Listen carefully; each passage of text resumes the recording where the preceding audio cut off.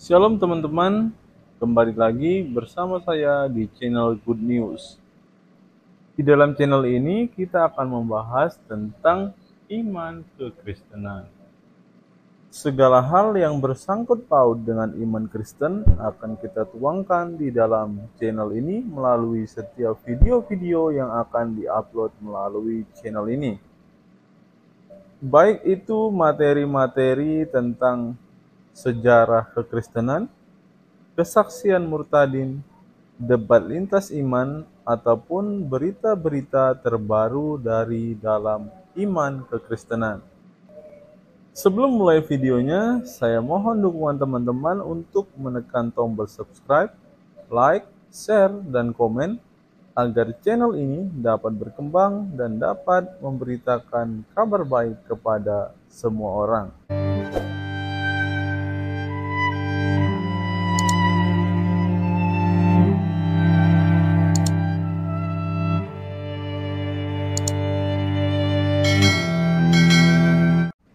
Ganti pemirsa. Sekarang sudah jadi Syarif, besok Syaraf. Ini kan udah dibahas, Bang. Iya, tapi kemarin kan belum selesai. Ini penting loh. Sebenarnya ini kalau tema ini kita selesai, Anda sudah selesai menjadi muslim, Bang. Kalau tema ini Anda resapi, ya, itu Anda hari ini sudah selesai menjadi muslim. Jadi gini, Bang, itu kan ayat udah dijelaskan tuh sama Abdul Hadid ya. Jadi itu kan nyambung sama surat Al-Ahzab kan. Jadi kan itu ya kalau nggak salah ya itu kan. Jadi kan gini, Bang, Aisyah melihat Tuhannya Muhammad kecuali sigap menuruti keinginan Muhammad. Aisyah tidak melihat Tuhannya Muhammad kecuali sigap menuruti keinginannya Muhammad. Ya. Oke, artinya Aisyah pernah lihat selain daripada itu enggak? Melihat daripada selain daripada Allah itu sigap menuruti keinginannya Muhammad. Ya, Aisyah kan taat kepada Allah, kepada Muhammad kan. Yang ditanya apa, dijawab apa, ini sungguh luar biasa ini. Bang Syarif, jangan-jangan itu Bang Syarif. Bang Syarif, ya, itu huruf I-nya, Bang Syarif, huruf I-nya jangan sampai jatuh ke bawah, berubah jadi huruf A, menjadi Syaraf. Begini loh, serius dulu, Ustadz Syarif. Ya. Saya bacakan hadisnya ya, biar teman-teman yang baru datang, baru nongol, atau baru pertama kali follow akun channel Edis TV yang sangat cetar membahana ini mengetahui ya. Jadi di dalam hadis Sahih Bukhari ya, nomor 4414, saya bacakan. Telah menceritakan kepada kami Zakaria bin Yahya, telah menceritakan kepada kami Abu Usamah. Hisyam berkata, telah menceritakan kepada kami bapaknya dari Aisyah radhiyallahu anha. Dia berkata, saya selalu cemburu kepada setiap wanita yang menyerahkan dirinya kepada Rasulullah Shallallahu Alaihi Wasallam. Saya berkata, apakah seorang wanita menyerahkan dirinya?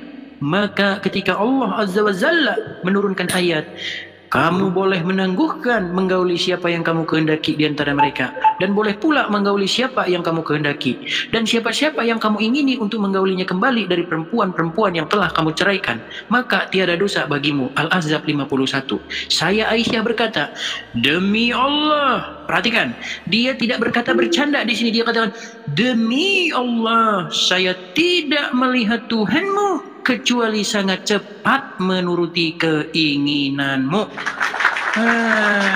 Jadi pertanyaannya begini, sebutkan peran Allah selain daripada begitu cepat menuruti keinginan Muhammad.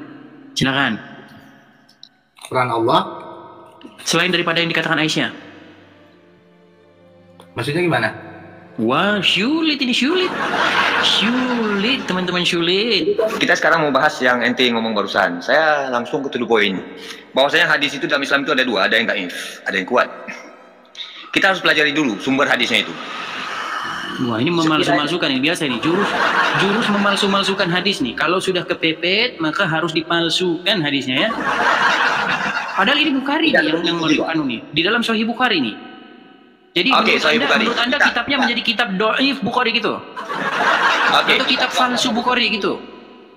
Oke, kita kuatkan itu hadis ya. Nomor hadis 4414. Tadi ente ngomong 4415 ya, saya terima. 4414 itu tulisannya di layar itu loh. 4414 kau bilang 4415. Tapi ente pernah mengucapkan sebelum Ribut saya ini itu masalah nomor sinyal. ini, ribut masalah nomor ini, ya. Sama seperti si boker permanen kemarin, si Nora. Ribut masalah nomor, giliran dicari ada, dia langsung pingsan, teman-teman, pingsan. Oke, baik. Jangankan Aisyah, Musa aja yang pingin ngomong dengan Tuhan, apalagi melihat. Ngomong aja oke lah kedengaran. Begitu pingin Allah mendekat, jauh. Bang, makanya ini jangan membahas Bang, yang tidak perlu dibahas. Abang dari Aceh, Bang Aceh. Aku tidak bilang bahwasanya ini Aisyah perkara melihat pakai mata. Ini yang dimaksud melihat di sini adalah dia mengenal, mengetahui Allah itu tiada lain dan tiada bukan menurut dia kecuali sigap menuruti keinginan Muhammad.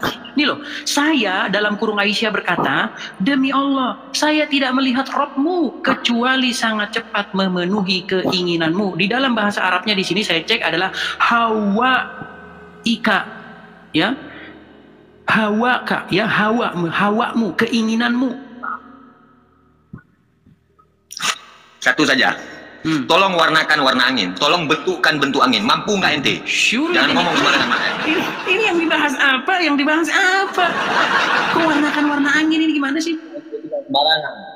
Tolong warnakan warna angin, tolong bentukkan bentuk angin. Baru ente ngomong. Apalagi menaikkan status model dunia. Ini Asyik.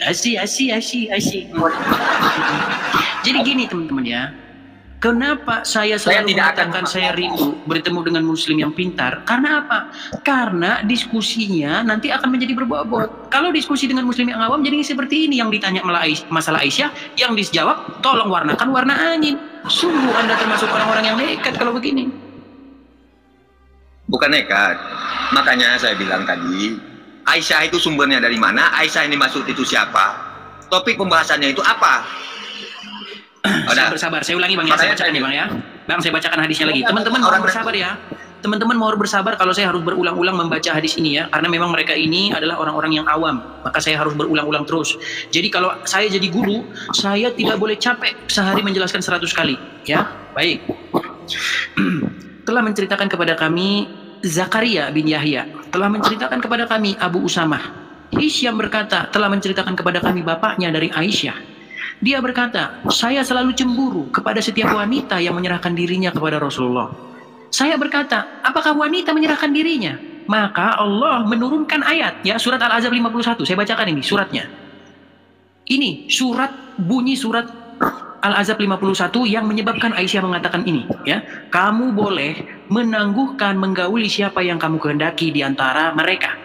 Dan boleh pula menggauli siapa yang kamu kehendaki. Dan siapa-siapa yang kamu ingini untuk menggaulinya kembali dari perempuan-perempuan yang sudah kamu ceraikan. Maka tidak ada dosa bagimu. Itu bunyi surat Al-Ahzab ayat 51. Kalau Anda tidak pernah baca Al-Ahzab 51, saya maklum. Karena memang Al-Quran di rumah Anda hanya menjadi pajangan saja. Ya?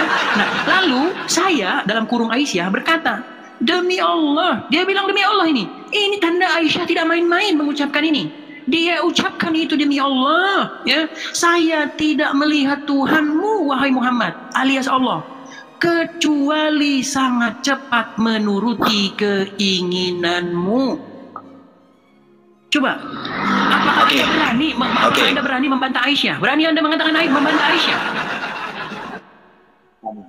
Berani. Kenapa?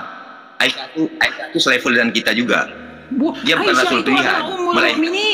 Aisyah itu adalah ibu orang-orang beriman. Sungguh Anda nekat mengatakan Anda berani membantah Aisyah. Berarti Anda berani membantah Aisyah. Oh gitu. Istri keberapanya Rasulullah? Waduh, dia sudah mulai menghujat Aisyah, teman-teman. Marah dia kepada Aisyah. Anda Syiah? Apakah Anda Syiah? Jangan-jangan Anda Syiah ini. Anda membenci Aisyah ini. Anda sungguh Syiah ini, benar-benar ini Syiah ini Anda ini. Anda Syiah kah? Apakah Anda Syiah? Ayo. Mau Syiah mau apa? Ulang. Dah. Si Aisyah mana yang ente maksud? Siapa yang ente maksudkan? Aisyah istri Rasulullah. Aisyah istri Rasulullah. Bukan Aisyah tetangga ente. Ente bagaimana? Itu alat tambahannya untuk ketawa itu didiamkan dulu kalau kita mau berdebat. Sebentar, saya minum dulu haus. Kehausan itu petanda apa? Ente lemah. Karena saya ngomong terus dari tadi, Anda baru ngomong 5 menit, saya sudah 20 menit. Waduh, sungguh Anda ini nekat yang luar biasa ya. Makasih kopinya Bang, makasih kopinya. Silakan. Makanya kalau pengen berdebat itu cari dulu. Gimana? Kuatkan dulu dalilnya. Kuatkan dulu dalilnya. Kalau misalnya ini gini aja Bang Aceh, abang di situ ada hadis nggak? Atau ada HP satu lagi nggak? Buat ngecek apakah saya bohong atau enggak? Oh, kalau misalnya hadis yang asli itu, yang sahih. Enggak. Kalau yang sahih itu nggak dibukukan Bang media. Aceh, abang kalau ada Yuk. HP satu lagi, coba bukakan diketik aja di HP satu lagi itu hadis Bukhari 4414 coba. Oke. Hadis Tolong Bang dibukakan. Hadis-hadis Bukhari 4414. Itukah hadis sahih ataukah dhaif, kita tidak tahu sumbernya itu. Coba dibukakan. Biasanya kalau hadis sahih, maaf kita bilang, ilmu itu berbagi salah, tidak berbagi pun salah. Berbagilah di tempat yang tepat. Bang 4414. Ilmu itu berbagi salah, tidak biar dibuka, Bang, biar dibukakan dulu, sabar Bang ya, sabar Bang. Udah ketemu Bang? Banyak orang nanti masuk Islam. Banyak orang nanti akan masuk Islam. Hati-hati kamu. Silakan dibacakan, tolong abang satunya Bang, bacakan Bang. Bukan. Unplug the charger. Haddatsana Zakaria ibnu Yahya. Haddatsana Abu Usamah qala Hisham. Haddatsana an abihi an Aisyah radhiyallahu anha. Qalat kuntu a'aru 'alal lati wahabatna an sahunna li Rasulillah sallallahu alaihi wasallam wa aqula atahabul mar'atan nafsaha falamma anzala Allah ta'ala turji man tasha munhid minhunna wa tu'wi ilaika man tasha'u wa man ibta'da mimman ala fala junaha alaika qultu ma. Oke, kita langsung ke terjemahan. Telah menceritakan kepada kami, Zakaria bin Yahya telah menceritakan kepada kami, Abu Usamah Hisham berkata, telah menceritakan kepada kami dari bapaknya, dari Aisyah radhiyallahu anha, dia berkata, saya selalu cemburu kepada setiap wanita yang menyerahkan dirinya kepada Rasulullah alaihi wasallam. Saya berkata, apakah seorang wanita menyerahkan dirinya? Apakah seorang wanita menyerahkan dirinya? Ini langsung ada pertanyaan, apakah seorang wanita menyerahkan dirinya? Saya berkata, apakah seorang wanita menyerahkan? Maka ketika Allah Azza wa Jalla menurunkan ayat, kamu boleh menangguhkan, menggauli siapa yang kamu kehendaki di antara mereka istri-istrimu. Oh, di antara mereka istri-istrimu. Dan boleh pula menggauli siapa yang kamu kehendaki. Dan siapa yang kamu ingin untuk menggaulinya kembali dari perempuan yang telah kamu cerai. Oke, dari perempuan yang telah kamu ceraikan. Maka tidak ada salah, nggak masuk logika itu, mau Al-Quran nanti kita bantah. Al-Ahzab 51. Oke. Aisyah berkata, demi Allah saya tidak melihat Rabbmu kecuali sangat cepat memenuhi keinginan Anda. Ini ayatnya aja ngelantur. Ayatnya ngelantur. Oke, ayatnya saja yang sudah masuk. Ya, coba buka. Ini orangnya tanda. Oke, Al-Ahzab. Kita nggak mau buka-bukaan di sini. Gini Bang, abang kan bilang ketika abang ini membaca masuk ke internet. Al-Quran ini sudah masuk ke internet. Mohon pengertiannya. Kalau pingin kitab yang aslinya, langsung itu 1041 masuk. Saya tantang. Depannya dengan otak dingin, fiksi. Oke, sudah Bang, bisa gantian ya Bang? Semoga mencerahkan. Oke, baik. Semoga imannya berkah. Tadi ketika abang membacakan menggauli dari perempuan-perempuan yang telah kau ceraikan, ekspresi abang tadi ya kan? Abang tadi punya ekspresi seperti itu. Nggak masuk akal kata abang kan? Masuk.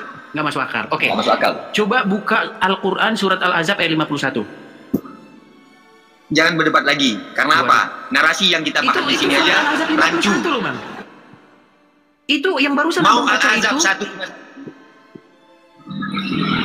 Saya punya Al-Quran tersendiri. Oke, coba bisa diambil Al-Quran abang? Yang iya, coba ada coba ada Al-Quran nih Bang, Al-Ahzab 51. Bukan di time ini, bukan di tempat ini. Wah, dan bukan untuk publikasi. Saya bacakan Bang ya, Al-Ahzab 51 ya Bang ya. Nih, ini Al-Quran saya Bang, bisa dicek Al-Quran saya ini salah atau enggak ya. Saya bacakan Bang. Baik, saya bacakan nih Bang ya. Saya bacakan Bang ya. Surat Al-Ahzab ayat 51. Tolong semua 1200 mata yang menonton. tolong cek bunyi surat Al-Ahzab 51 yang saya bacakan ini, apakah saya palsu-palsukan seperti kata 1041 atau tidak. Saya bacakan. Kamu boleh menangguhkan, menggauli siapa yang kamu kehendaki di antara mereka, dalam kurung istri-istrimu. Dan boleh pula menggauli siapa yang kamu kehendaki. Dan siapa-siapa yang kamu ingini untuk menggaulinya kembali dari perempuan-perempuan yang telah kamu cerai, maka tidak ada dosa bagimu. Bagaimana Anda katakan itu tidak masuk akal? Itu ayat Al-Quran loh. Berarti Anda sudah dipertanyakan ini keislaman Anda ini. Kalau ente menentang saya, coba hadirkan Injil Barnabas yang asli. Jangan ngomong materi sembarangan. Ente nggak berani. Teman-teman, bagaimana nih teman-teman? Bang, itu surat Al-Ahzab 51 loh bang. Bang Aceh. Katanya Aceh, katanya Bang, ku dengar-dengar Bang, Aceh itu katanya Serambi Mekah Bang. Ku dengar-dengar. Ini jangan-jangan abang ini tidak tinggal di Serambi Mekah ini. Jangan-jangan abang ini tinggal di Serambi tetangga ini. Betul tidak abang ini dari Serambi Mekah ini? Sangat mencurigakan abang ini keislaman abang ini.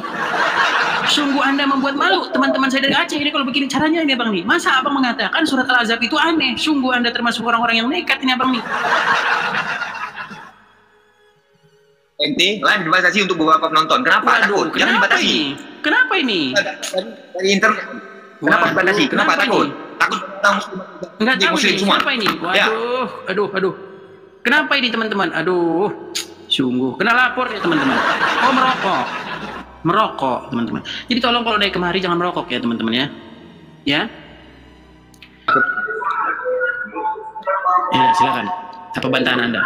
Ya silakan, apa ini? Bahwa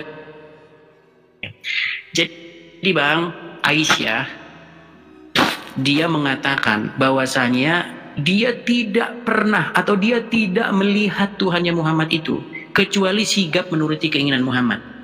Bagaimana pendapat Anda tentang Aisyah ini? Apakah dia lancang mengatakan demikian? Atas dasar apa Aisyah mengatakan itu, Bang? Karena turun surat Al-Ahzab ayat 51. Saya bacakan ya. Engkau boleh Abang baca, coba Bang. Coba Bang baca yang ayat 50-nya Bang. Karena biasanya di Quran sering berkaitan. Oke, kita baca ayat 50-nya ya.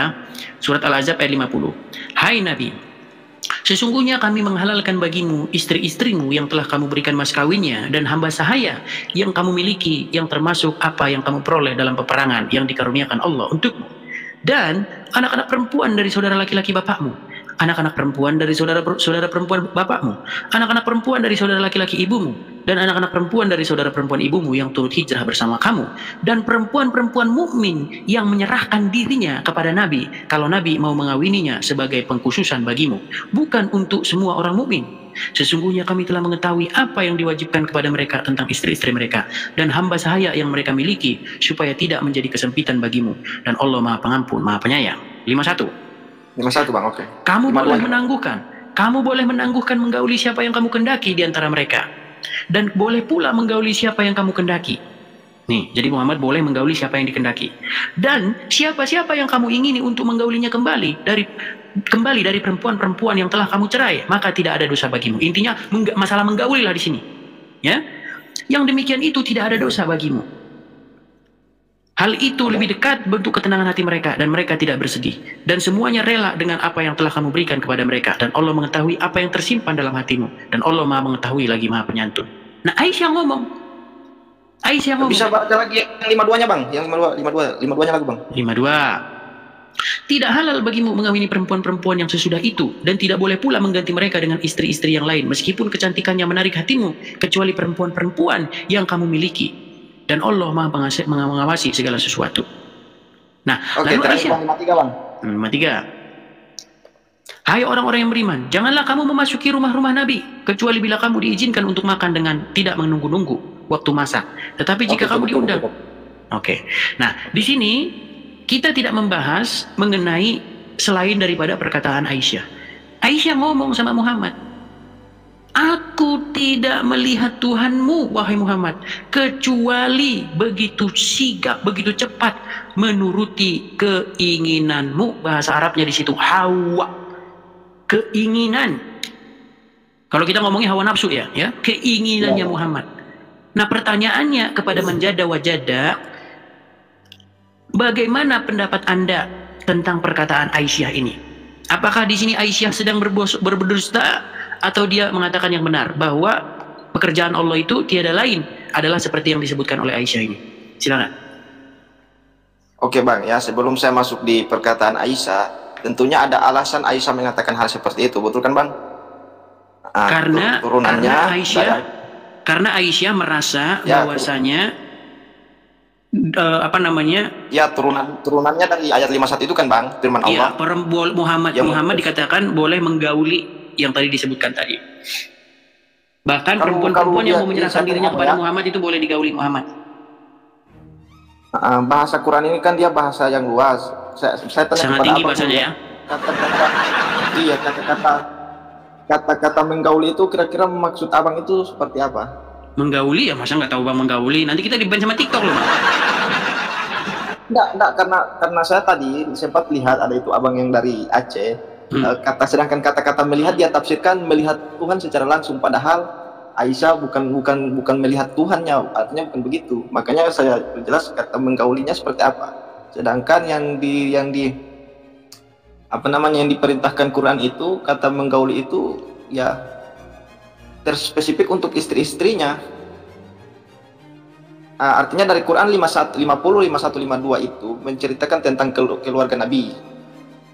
Bang, di sini kita nggak bahas mengenai isi Al-Quran, nggak membahas mengenai keluarganya Muhammad. Yang kita bahas di sini adalah Aisyah mengatakan bahwasanya dia tidak pernah atau dia tidak melihat Allah itu selain daripada Allah itu begitu cepat menuruti keinginannya Muhammad.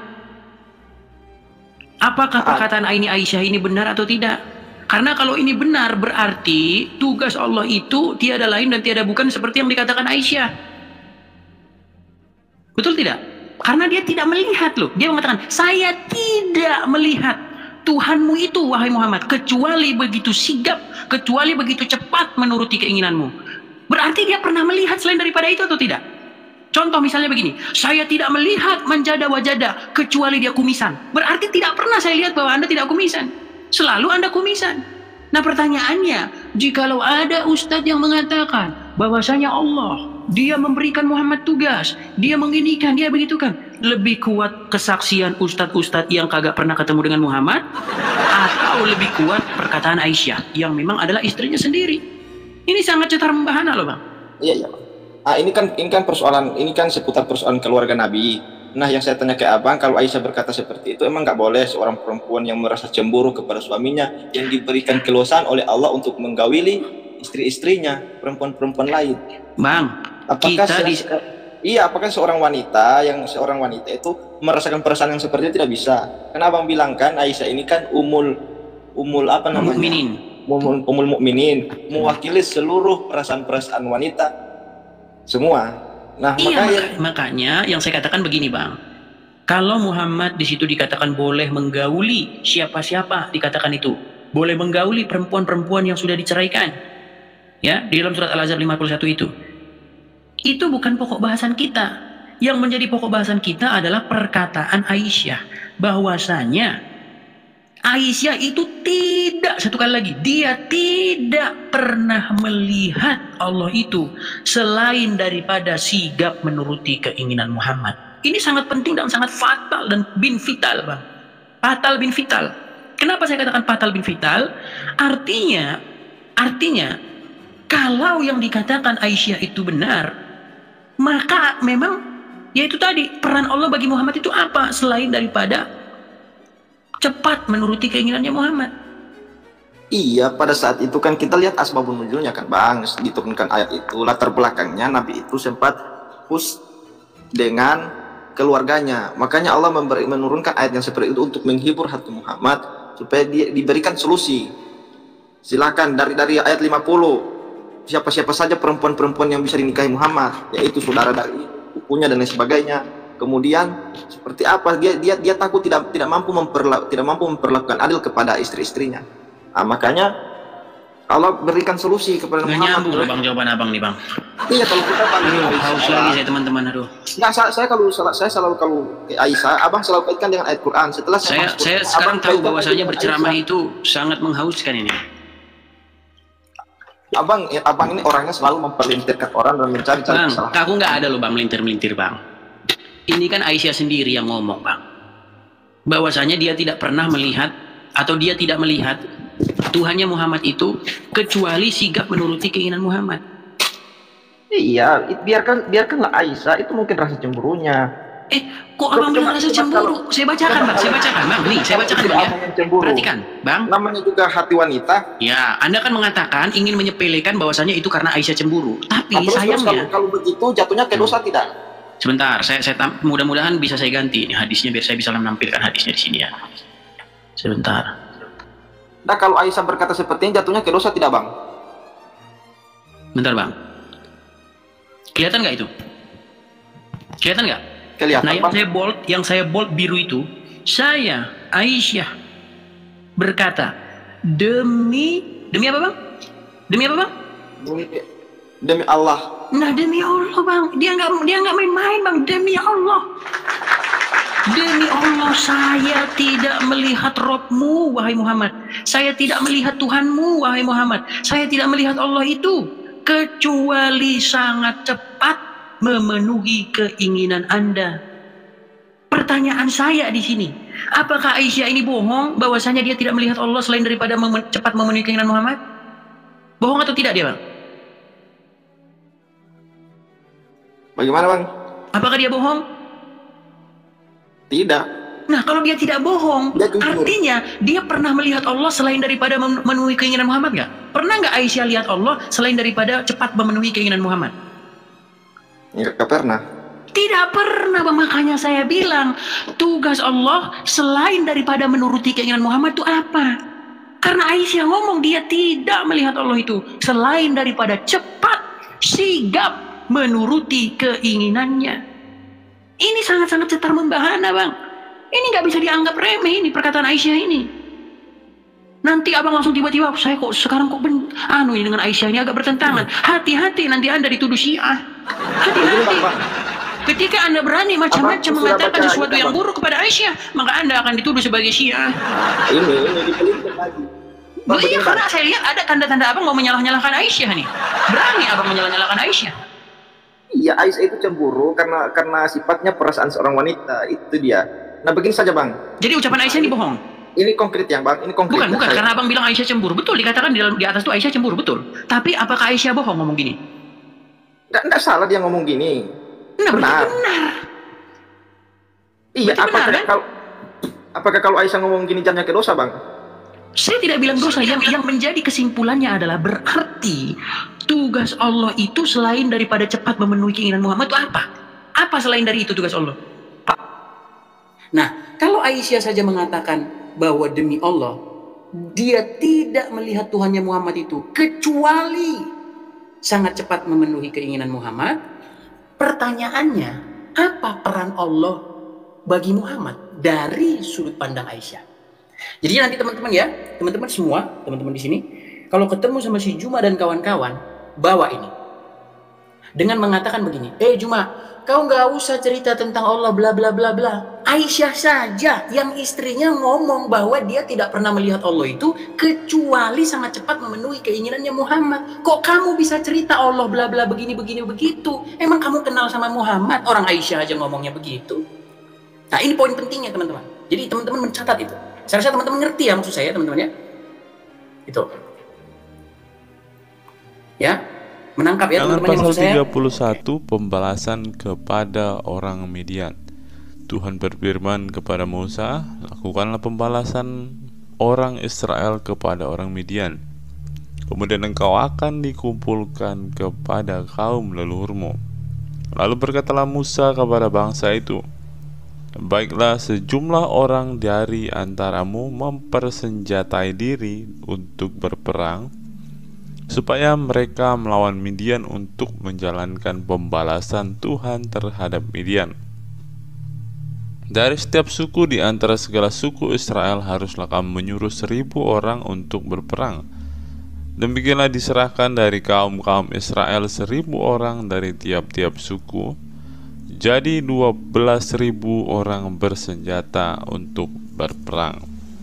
Lalu Musa menyuruh mereka untuk berperang 1.000 orang dari tiap-tiap suku bersama-sama dengan Pinehas, anak Imam Eleazar, untuk berperang dengan membawa perkakas tempat kudus dan nafiri-nafiri pemberi tanda semboyan.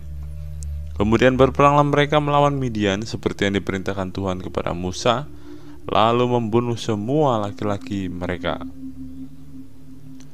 Selain dari orang-orang yang mati terbunuh itu, mereka pun membunuh juga raja-raja Midian, yakni Ewi, Rekem, Zur, Hur, dan Reba, kelima raja Midian. Juga Bileam bin Beor dibunuh mereka dengan pedang. Kemudian Israel menawan perempuan-perempuan Midian dan anak-anak mereka, juga segala hewan, segala ternak, dan segenap kekayaan mereka dijarah. Dan segala kota kediaman serta segala tempat perkemahan mereka dibakar. Kemudian diambillah seluruh jarahan dan seluruh rampasan berupa manusia dan hewan itu, dan dibawalah orang-orang tawanan, rampasan dan jarahan itu kepada Musa dan Imam Eleazar dan kepada umat Israel ke tempat perkemahan di dataran Moab yang di tepi sungai Yordan dekat Yeriko. Lalu pergilah Musa dan Imam Eleazar dan semua pemimpin umat itu sampai ke luar tempat perkemahan untuk menyongsong mereka. Maka gusarlah Musa kepada para pemimpin tentara itu, kepada para kepala pasukan 1.000 dan para kepala pasukan 100 yang berpulang dari peperangan. Dan Musa berkata kepada mereka, "Kamu biarkankah semua perempuan hidup? Bukankah perempuan-perempuan ini atas nasihat Bileam menjadi sebabnya orang Israel berubah setia terhadap Tuhan dalam hal Peor, sehingga tulah Tuhan turun ke antara umat Tuhan? Maka sekarang bunuhlah semua laki-laki di antara anak-anak mereka, dan juga semua perempuan yang pernah bersetubuh dengan laki-laki haruslah kamu bunuh. Tetapi semua orang muda di antara perempuan yang belum pernah bersetubuh dengan laki-laki haruslah kamu biarkan hidup bagimu. Tetapi kamu ini berkemahlah 7 hari lamanya di luar tempat perkemahan. Setiap orang yang telah membunuh orang dan setiap orang yang kena kepada orang yang mati terbunuh haruslah menghapus dosa dari dirinya pada hari yang ketiga dan pada hari yang ketujuh. Kamu sendiri dan orang-orang tawananmu juga, setiap pakaian dan setiap barang kulit dan setiap barang yang dibuat dari bulu kambing dan setiap barang kayu haruslah disucikan." Lalu berkatalah Imam Eleazar kepada para prajurit yang telah pergi bertempur itu, "Inilah ketetapan hukum yang diperintahkan Tuhan kepada Musa. Hanya emas dan perak, tembaga, besi, timah putih dan timah hitam, segala yang tahan api, haruslah kamu lalukan dari api supaya menjadi tahir, tetapi semuanya itu haruslah juga disucikan dengan air penyuci, dan segala yang tidak tahan api haruslah kamu lalukan dari air. Lagi pula kamu harus mencuci pakaianmu pada hari yang ketujuh supaya kamu tahir, dan kemudian bolehlah kamu masuk ke tempat perkemahan." Mengenai jarahan, Tuhan berfirman kepada Musa, "Hitunglah jarahan jumlah rampasan yang telah diangkut yang berupa manusia dan hewan. Engkau ini dan Imam Eleazar serta kepala-kepala puak umat itu. Lalu bagi dualah rampasan itu kepada pasukan bersenjata yang telah keluar berperang dan kepada segenap umat yang lain. Dan engkau harus mengkhususkan upeti bagi Tuhan dari para prajurit yang keluar bertempur itu, yakni 1 dari setiap 500, baik dari manusia, baik dari lembu, dari keledai, dan dari kambing domba.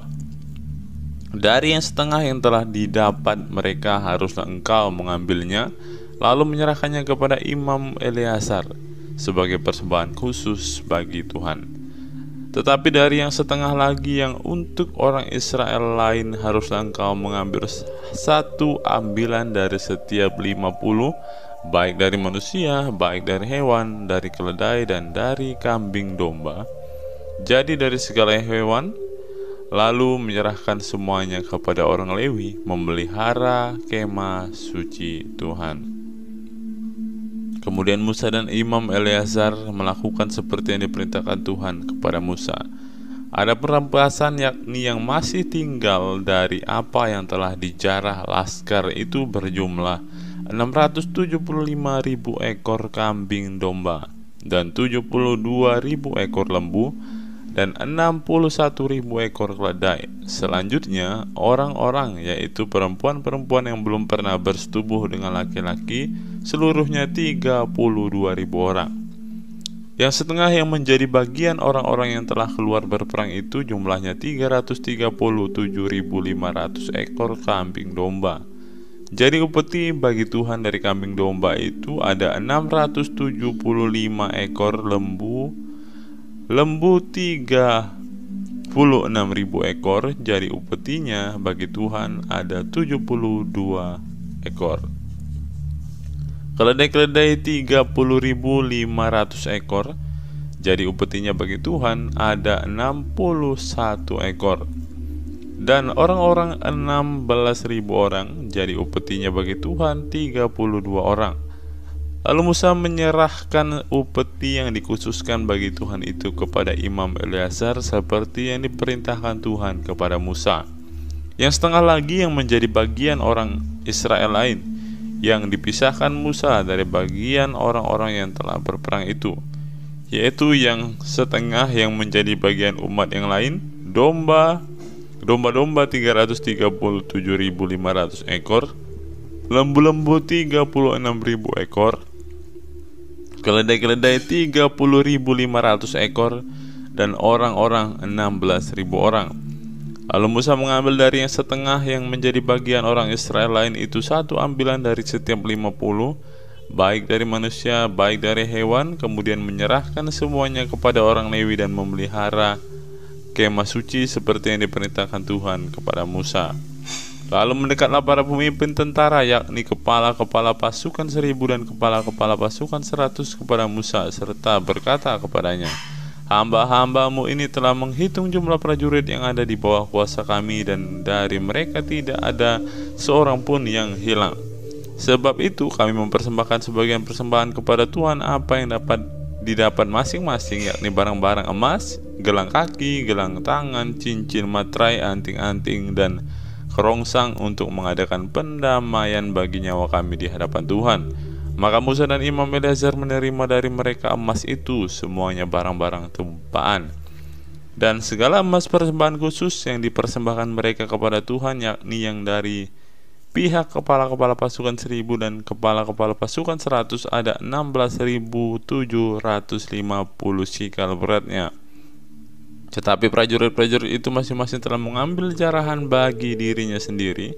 Setelah Musa dan Imam Eleazar menerima emas itu dari pihak kepala-kepala pasukan 1.000 dan kepala-kepala pasukan 100, maka mereka membawanya ke dalam kemah pertemuan sebagai peringatan di hadapan Tuhan untuk mengingat orang Israel. Bilangan 32, penyerahan daerah sebelah timur Sungai Yordan. Adapun Bani Ruben dan Bani Gad ternaknya banyak, bahkan sangat banyak sekali. Ketika mereka melihat tanah Yaezer dan tanah Gilead, tampaklah tempat itu yang baik untuk peternakan. Lalu datanglah Bani Gad dan Bani Ruben dan berkata kepada Musa, Imam Eleazar, dan kepada para pemimpin itu, Atarot, Dibon, Yaezer, Nimra, Esibon, Eleale, Sebam, Nebo, dan Beon, negeri yang telah dikalahkan oleh Tuhan untuk umat Israel, itulah suatu negeri yang baik untuk peternakan, dan hamba-hambamu ini memang ada ternaknya. Lagi kata mereka, jika kami mendapat kasih-Mu, biarlah negeri ini diberikan kepada hamba-hambamu ini sebagai milik. Janganlah kami harus pindah ke seberang Sungai Yordan. Jawab Musa kepada Bani Gad dan Bani Ruben itu, masakan saudara-saudaramu pergi berperang dan kamu tinggal di sini? Mengapa kamu hendak membuat enggan hati orang Israel untuk menyeberang ke negeri yang diberikan Tuhan kepada mereka? Demikian juga dilakukan bapa-bapamu ketika aku menyuruh mereka dari Kades Barnea untuk melihat-lihat ke negeri itu. Mereka berjalan sampai ke lembah Eskol melihat-lihat negeri dan membuat enggan hati orang Israel, sehingga mereka tidak mau pergi ke negeri yang diberikan Tuhan kepada mereka. Maka bangkitlah murka Tuhan pada waktu itu, dan ia bersumpah bahwasannya orang-orang yang telah berjalan dari Mesir yang berumur 20 tahun ke atas tidak akan melihat negeri yang kujanjikan dengan bersumpah kepada Abraham, Ishak, dan Yakub, oleh karena tidak mengikuti aku dengan sepenuh hatinya, kecuali Kaleb bin Yefune orang Kenas itu dan Yosua bin Nun, sebab keduanya mengikuti Tuhan dengan sepenuh hatinya. Sebab itu bangkitlah murka Tuhan kepada orang Israel, sehingga ia membuat mereka mengembara pada padang gurun 40 tahun lamanya, sampai habis mati segenap angkatan yang telah berbuat jahat di mata Tuhan. Dan sekarang kamu bangkit ganti bapa-bapamu, suatu kawanan orang-orang berdosa, untuk menambah lagi murka Tuhan yang menyala-nyala kepada orang Israel itu. Jika kamu berbalik membelakangi dia, maka kamu akan lebih lama lagi dibiarkannya tinggal di padang gurun, dan kamu akan membawa kemusnahan atas seluruh bangsa ini. Tetapi mendekatlah mereka kepadanya serta berkata, kami hendak mendirikan kandang-kandang kambing domba di sini untuk ternak kami dan kota-kota untuk anak-anak kami. Tetapi kami sendiri akan mempersenjatai diri, dan dengan bersegera kami akan berjalan di depan orang Israel sampai kami membawa mereka ke tempatnya. Sementara itu anak-anak kami akan tinggal dalam kota-kota yang berkubu oleh karena penduduk negeri ini. Kami tidak akan pulang ke rumah kami sampai setiap orang Israel memperoleh milik pusakanya. Sebab kami tidak mau menerima milik pusaka di seberang sungai Yordan sana, dan seterusnya. Apabila kami mendapat milik pusaka di seberang sungai Yordan sini di sebelah timur.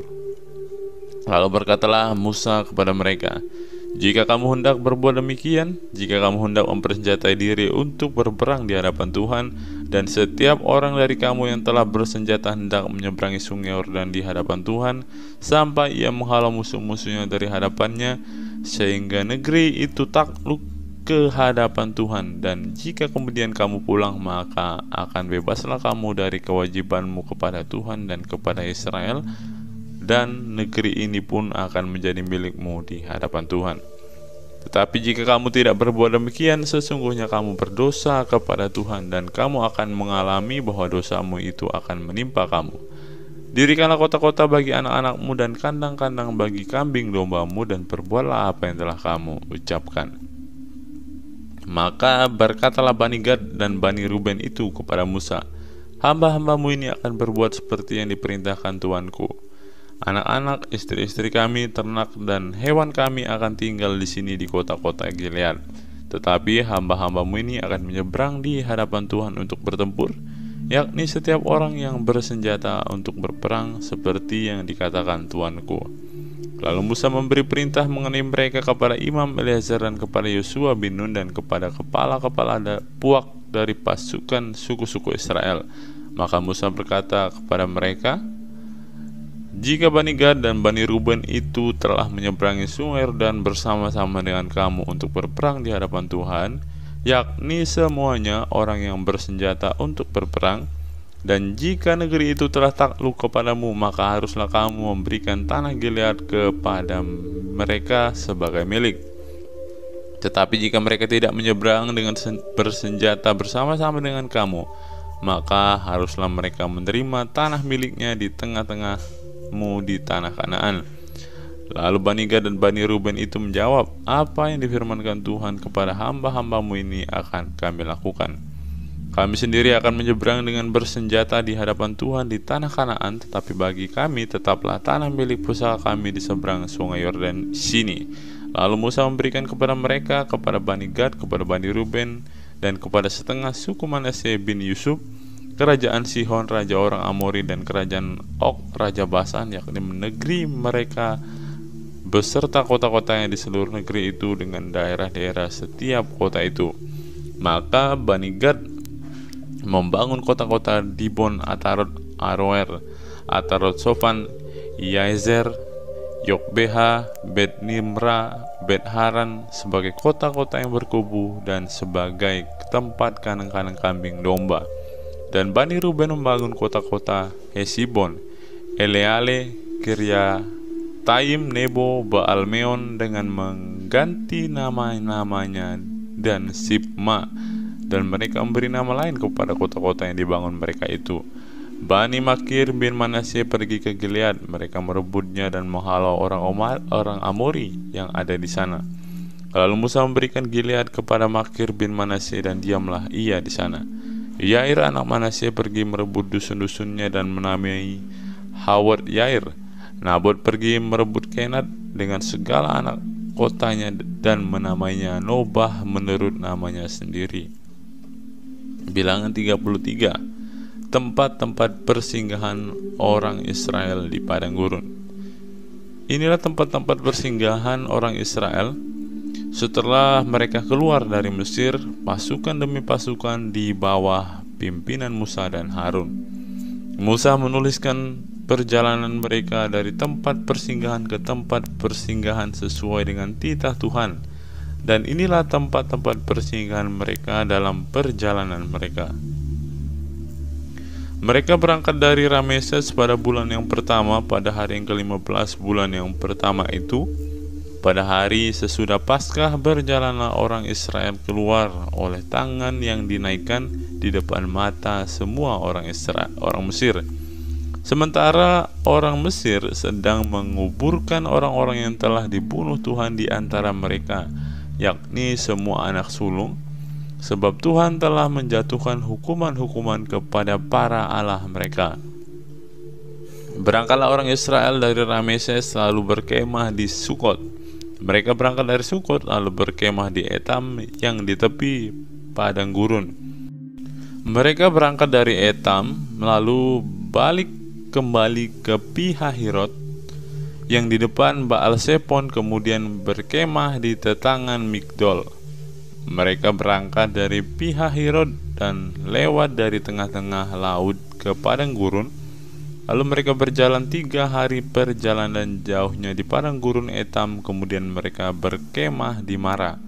Mereka berangkat dari Mara lalu sampai ke Elim. Di Elim ada 12 mata air dan 70 pohon korma.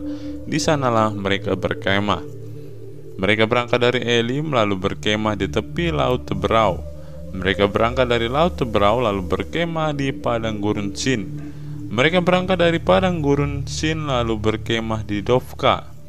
Mereka berangkat dari Dofka lalu berkemah di Alus.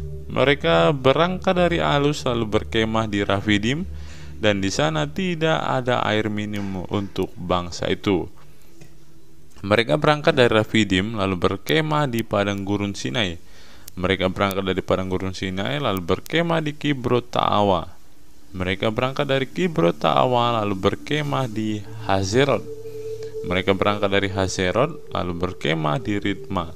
Mereka berangkat dari Ritma lalu berkemah di Rimon Peros. Mereka berangkat dari Rimon Peros lalu berkemah di Libna.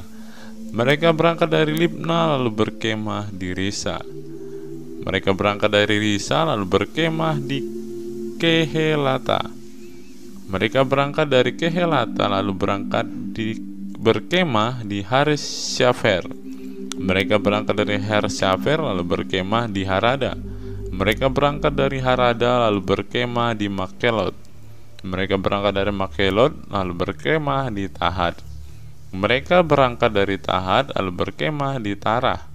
Mereka berangkat dari Tarah lalu berkemah di Mitka. Mereka berangkat dari Mitka lalu berkemah di Hasmona.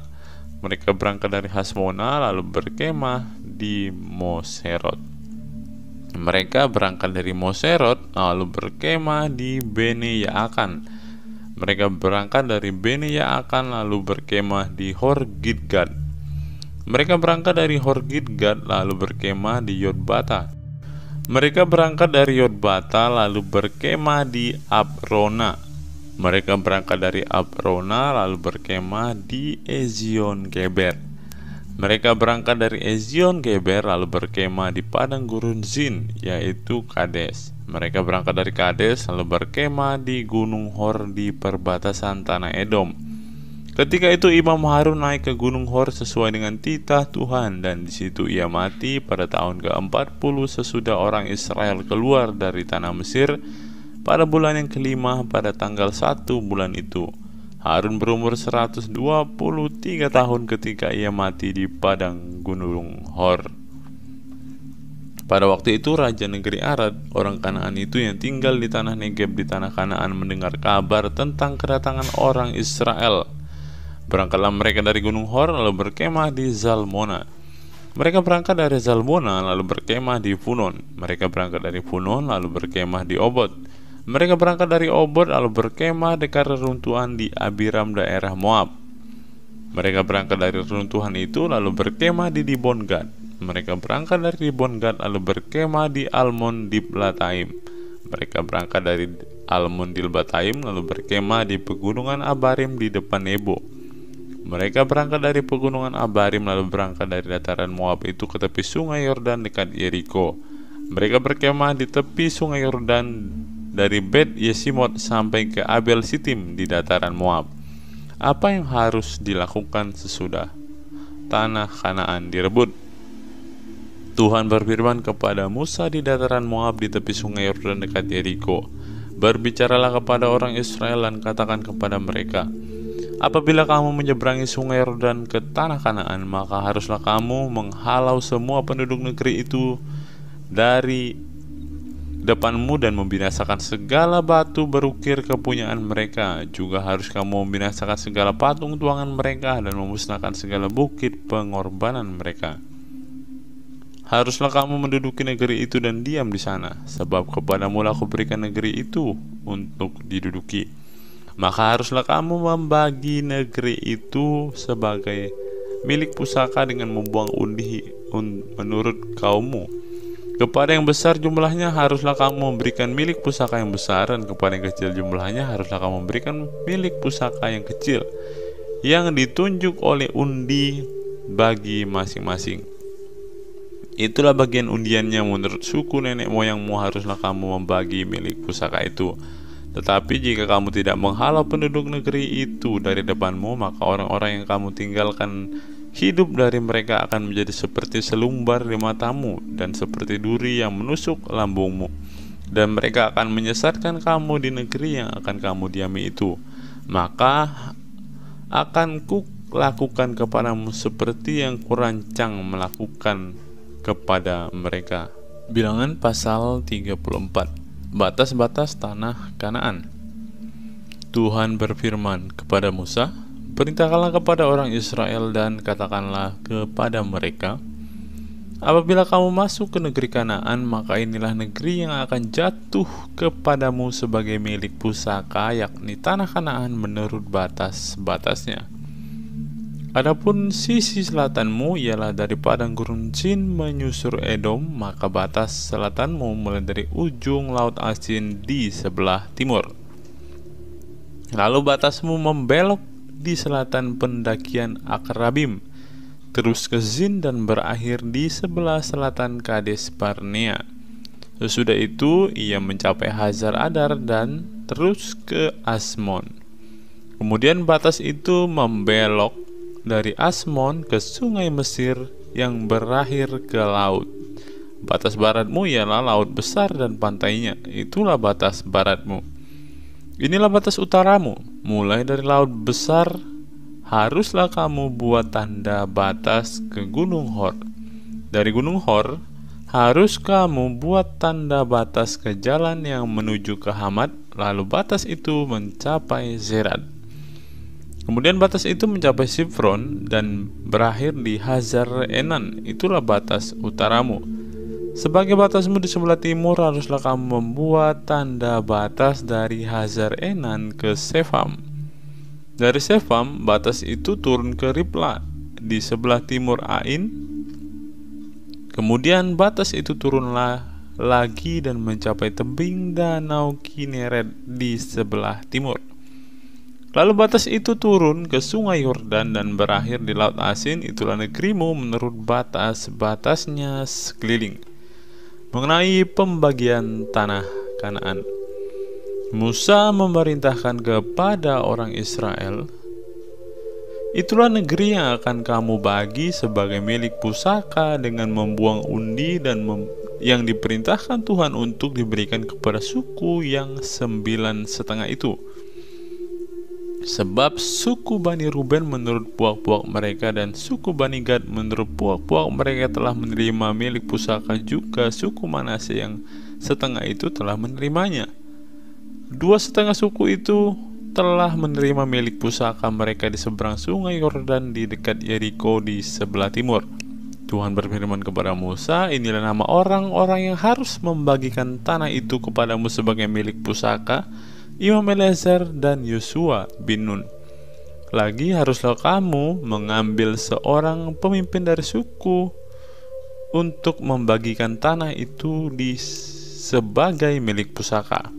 Itulah nama orang-orang itu dari suku-suku Yehuda: Kaleb bin Yefune dari suku Bani Simeon, Samuel bin Amihud dari suku Benyamin, Elidad bin Kislon dari suku Bani Dan, seorang pemimpin, Buki bin Yokli dari anak-anak Yusuf, yakni dari suku Bani Manasye, seorang pemimpin, Haniel bin Efod, dan dari suku Bani Efraim seorang pemimpin, Kemuel bin Siftan. Dari suku Zebulon seorang pemimpin, Elisafan bin Parnah. Dari suku Bani Isakar seorang pemimpin, Paltiel bin Azan. Dari suku Bani Aser seorang pemimpin, Ahihud bin Shelomi. Dari suku Bani Naftali seorang pemimpin, Pedael bin Amihud. Itulah orang-orang yang diperintahkan Tuhan untuk membagikan milik pusaka kepada orang Israel di tanah Kanaan. Bilangan pasal 35. Kota-kota orang Lewi. Tuhan berfirman kepada Musa di dataran Moab di tepi sungai Yordan di dekat Yeriko, perintahkanlah kepada orang Israel supaya dari milik pusaka kepunyaannya diberikan mereka kota-kota kepada orang Lewi untuk didiami. Juga haruslah kamu memberikan kepada orang Lewi tanah-tanah pengembalaan yang di sekeliling kota-kota itu. Kota-kota itu akan menjadi kepunyaan mereka untuk didiami, dan tanah-tanah pengembalaannya untuk hewan yang mereka miliki dan untuk segala ternak mereka yang lain. Tanah-tanah pengembalaan kota-kota yang harus kamu berikan kepada orang Lewi itu ialah dari tembok kota keluar 1.000 hasta berkeliling. Di luar kota itu haruslah kamu mengukur 2.000 hasta di sisi timur dan 2.000 hasta di sisi selatan dan 2.000 hasta di sisi barat dan 2.000 hasta di sisi utara, sehingga kota itu berada di tengah-tengahmu. Itulah bagi mereka tanah-tanah pengembalaan kota-kota. Mengenai kota-kota yang harus kamu berikan kepada orang Lewi itu, ialah 6 kota perlindungan yang harus kamu berikan supaya orang pembunuh dapat melarikan diri ke sana. Di samping itu haruslah kamu memberikan 42 kota. Segala kota yang harus kamu berikan kepada orang Lewi itu berjumlah 48 kota, semuanya dengan tanah-tanah pengembalaannya. Mengenai kota-kota yang akan kamu berikan dari tanah milik orang Israel dari suku yang banyak jumlahnya, haruslah kamu ambil banyak, dan dari suku yang sedikit jumlahnya haruslah kamu ambil sedikit. Setiap suku harus memberikan dari kota-kotanya kepada orang Lewi sekadar milik pusaka yang dibagikan kepadanya. Kota-kota perlindungan. Tuhan berfirman kepada Musa, berbicaralah kepada orang Israel dan katakanlah kepada mereka, apabila kamu menyeberangi sungai Yordan ke tanah Kanaan, maka haruslah kamu memilih beberapa kota yang menjadi kota-kota perlindungan bagimu, supaya orang pembunuh yang telah membunuh seseorang dengan tidak sengaja dapat melarikan diri ke sana. Kota-kota itu akan menjadi tempat perlindungan bagimu terhadap penuntut balas, supaya pembunuh jangan mati sebelum ia dihadapkan kepada rapat umat untuk diadili. Dan kota-kota yang kamu tentukan itu haruslah 6 buah kota perlindungan bagimu. 3 kota harus kamu tentukan di seberang sungai Yordan sini, dan 3 kota harus kamu tentukan di tanah Kanaan, semuanya kota-kota perlindungan. Ke-6 kota itu haruslah menjadi tempat perlindungan bagi orang Israel dan bagi orang asing dan pendatang di tengah-tengahmu, supaya setiap orang yang telah membunuh seseorang dengan tidak sengaja dapat melarikan diri ke sana. Tetapi jika ia membunuh orang itu dengan benda besi sehingga orang itu mati, maka ia seorang pembunuh, pastilah pembunuh itu dibunuh. Dan jika ia membunuh orang itu dengan batu di tangan yang mungkin menyebabkan matinya seseorang sehingga orang itu mati, maka ia seorang pembunuh, pastilah pembunuh itu dibunuh. Atau jika ia membunuh orang itu dengan benda kayu di tangan yang mungkin menyebabkan matinya seseorang sehingga orang itu mati, maka ia seorang pembunuh, pastilah pembunuh itu dibunuh. Penuntut darahlah yang harus membunuh pembunuh itu. Pada waktu bertemu dengan dia, ia harus membunuh dia.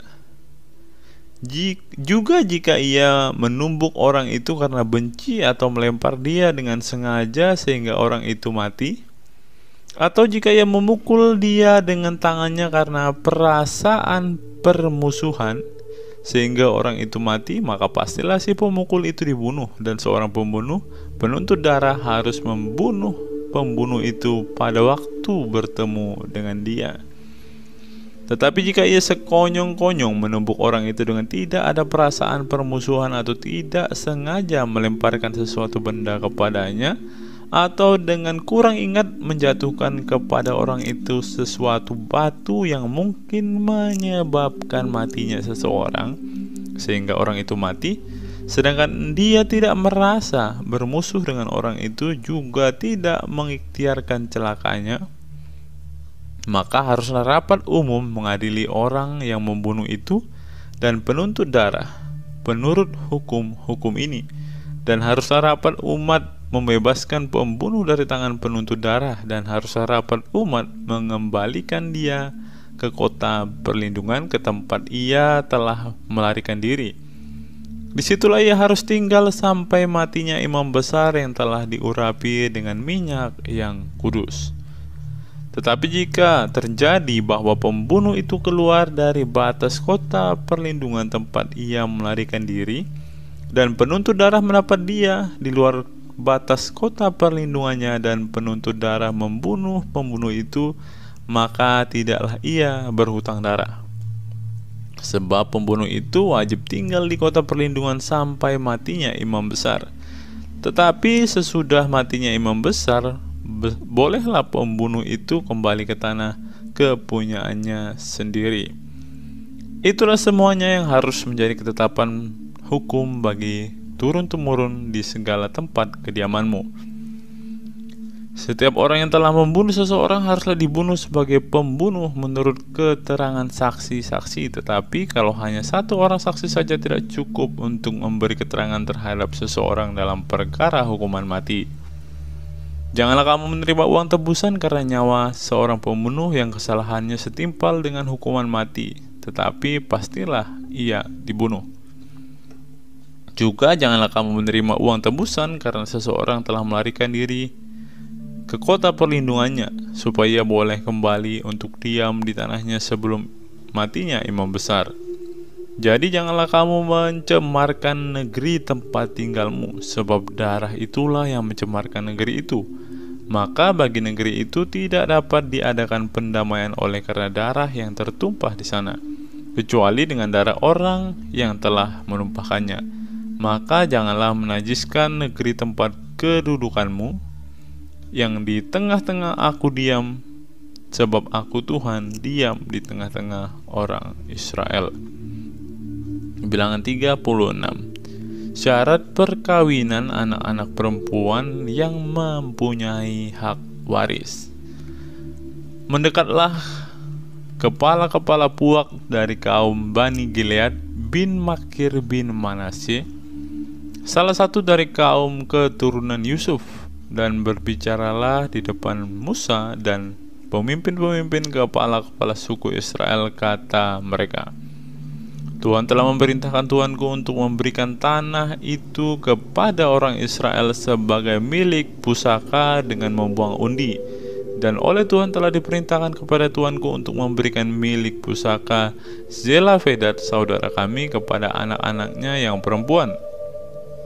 Tetapi seandainya mereka kawin dengan salah seorang laki-laki dari suku lain di antara orang Israel, maka milik pusaka perempuan itu akan dikurangkan dari milik pusaka bapak-bapak kami yang akan ditambahkan kepada milik pusaka suku yang akan dimasukinya. Jadi akan dikurangkan dari milik pusaka yang diundikan kepada kami. Maka apabila tiba tahun Yobel bagi orang Israel, milik pusaka perempuan itu akan ditambahkan kembali kepada milik pusaka suku yang akan dimasukinya dan akan dikurangkan dari milik pusaka nenek moyang kami. Lalu Musa memerintahkan kepada orang Israel sesuai dengan titah Tuhan, perkataan suku keturunan Yusuf itu benar.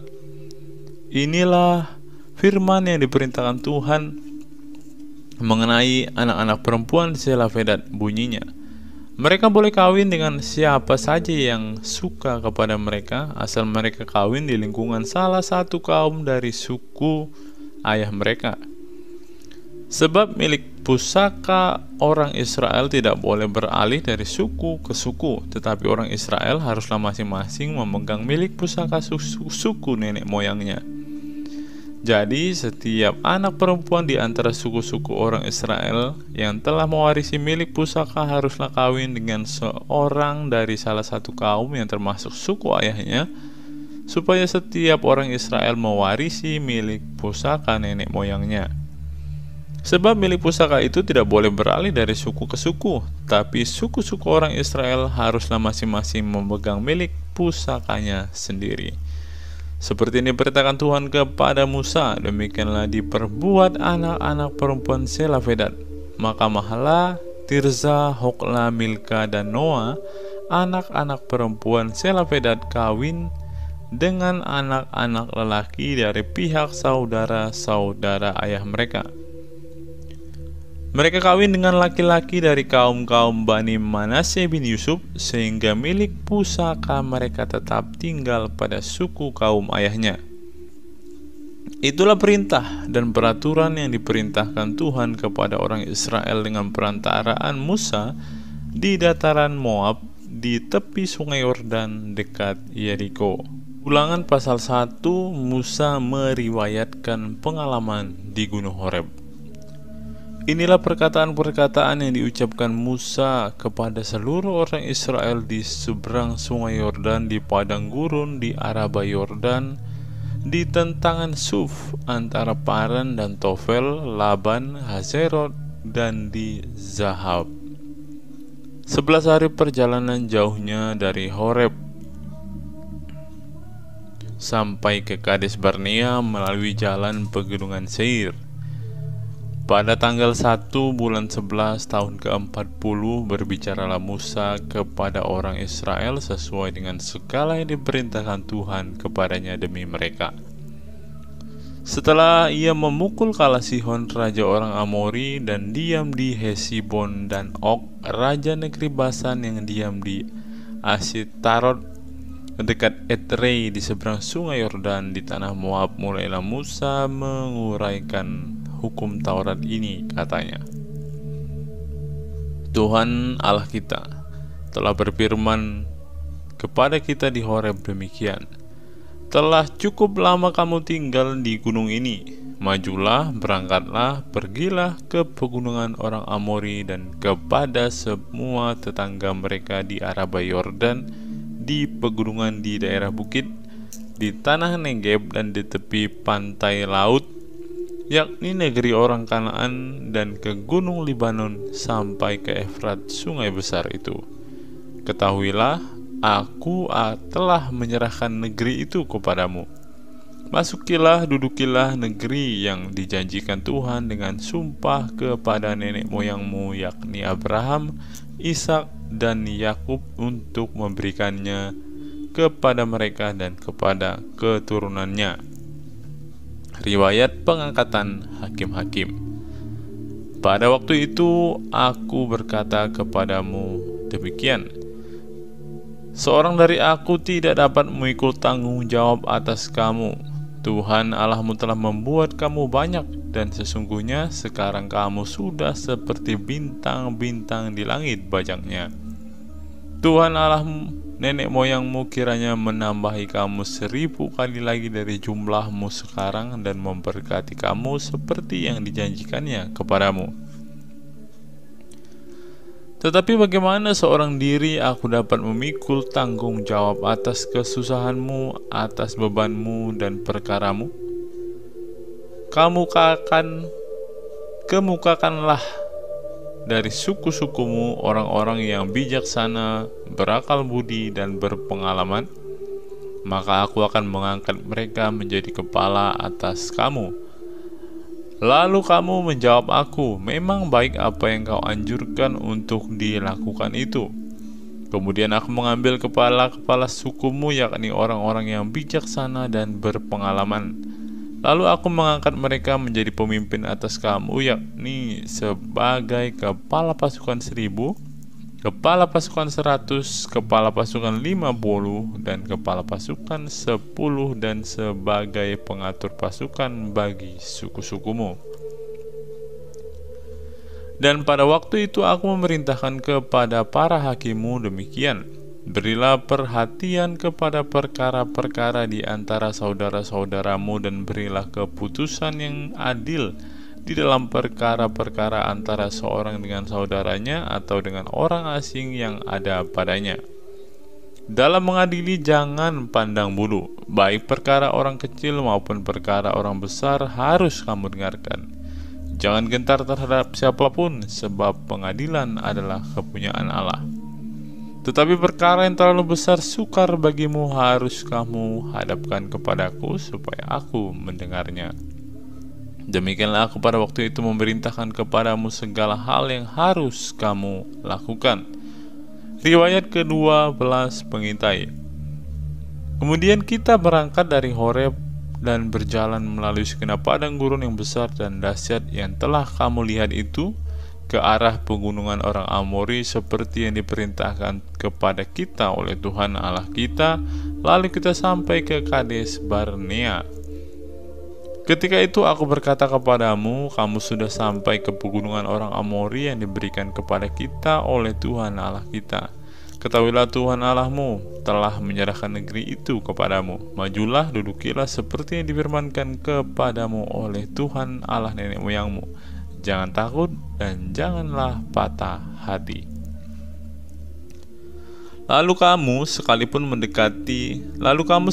mendekati aku dan berkata, marilah kita menyuruh beberapa orang mendahului kita untuk menyelidiki negeri itu bagi kita dan membawa kabar kepada kita tentang jalan yang akan kita lalui dan tentang kota-kota yang akan kita datangi. Hal itu kupandang baik jika aku memilih daripadamu 12 orang dari tiap-tiap suku seorang. Mereka pergi dan berjalan ke arah pegunungan, lalu sampai ke lembah Eskol, kemudian menyelidiki negeri itu. Maka mereka mengambil buah-buahan negeri itu dan membawanya kepada kita. Pula mereka membawa kabar kepada kita demikian, negeri yang diberikan Tuhan Allah kita kepada kita itu baik. Tetapi kamu tidak mau berjalan ke sana, kamu menantang titah Tuhan Allahmu. Kamu menggerutu di dalam kemahmu serta berkata, karena Tuhan membenci kita, maka Ia membawa kita keluar dari tanah Mesir untuk menyerahkan kita ke dalam tangan orang Amori supaya dimusnahkan. Kemanakah pula kita maju? Saudara-saudara kita telah membuat hati kita tawar dengan mengatakan, orang-orang itu lebih besar dan lebih tinggi daripada kita. Kota-kota di sana besar dan kubu-kubunya sampai ke langit. Lagi pula kami melihat orang-orang enak di sana. Ketika itu aku berkata kepadamu, janganlah gemetar, janganlah takut kepada mereka. Tuhan Allahmu yang berjalan di depanmu, dialah yang akan berperang untukmu, sama seperti yang dilakukannya bagimu di Mesir di depan matamu. Dan di padang gurun di mana engkau melihat Tuhan Allahmu mendukung engkau seperti seorang mendukung anaknya, sepanjang jalan yang kamu tempuh sampai kita tiba di tempat ini. Tetapi walaupun demikian kamu tidak percaya kepada Tuhan Allahmu yang berjalan di depanmu di perjalanan untuk mencari tempat bagimu, di mana kamu dapat berkemah, dengan api pada waktu malam dan dengan awan pada waktu siang, untuk memperlihatkan kepadamu jalan yang harus kamu tempuh. Riwayat atas hukuman atas Israel. Ketika Tuhan mendengarkan gerutumu itu, ia menjadi murka dan bersumpah, tidak seorang pun dari orang-orang ini, angkatan yang jahat ini, akan melihat negeri yang baik yang dengan sumpah kujanjikan untuk memberikannya kepada nenek moyangmu, kecuali Kaleb bin Yefune. Dialah yang akan melihat negeri itu, dan kepadanya dan kepada anak-anaknya akan kuberikan negeri yang diinjaknya itu, karena dengan sepenuh hati ia mengikuti Tuhan. Juga kepadaku Tuhan murka oleh karena kamu, ia berfirman, juga engkau tidak akan masuk ke sana. Yosua bin Nun pelayanmu, dialah yang akan masuk ke sana. Berilah kepadanya semangat, sebab dialah yang akan memimpin orang Israel sampai mereka memiliki negeri itu. Dan anak-anakmu yang kecil dan kamu katakan akan menjadi rampasan, dan anak-anakmu yang sekarang ini yang belum mengetahui tentang yang baik dan yang jahat, mereka lah yang akan masuk ke sana, dan kepada mereka lah aku akan memberikannya, dan mereka lah yang akan memilikinya. Tetapi kamu ini baiklah berangkat ke padang gurun ke arah laut Teberau. Riwayat kegagalan serangan ke bagian selatan.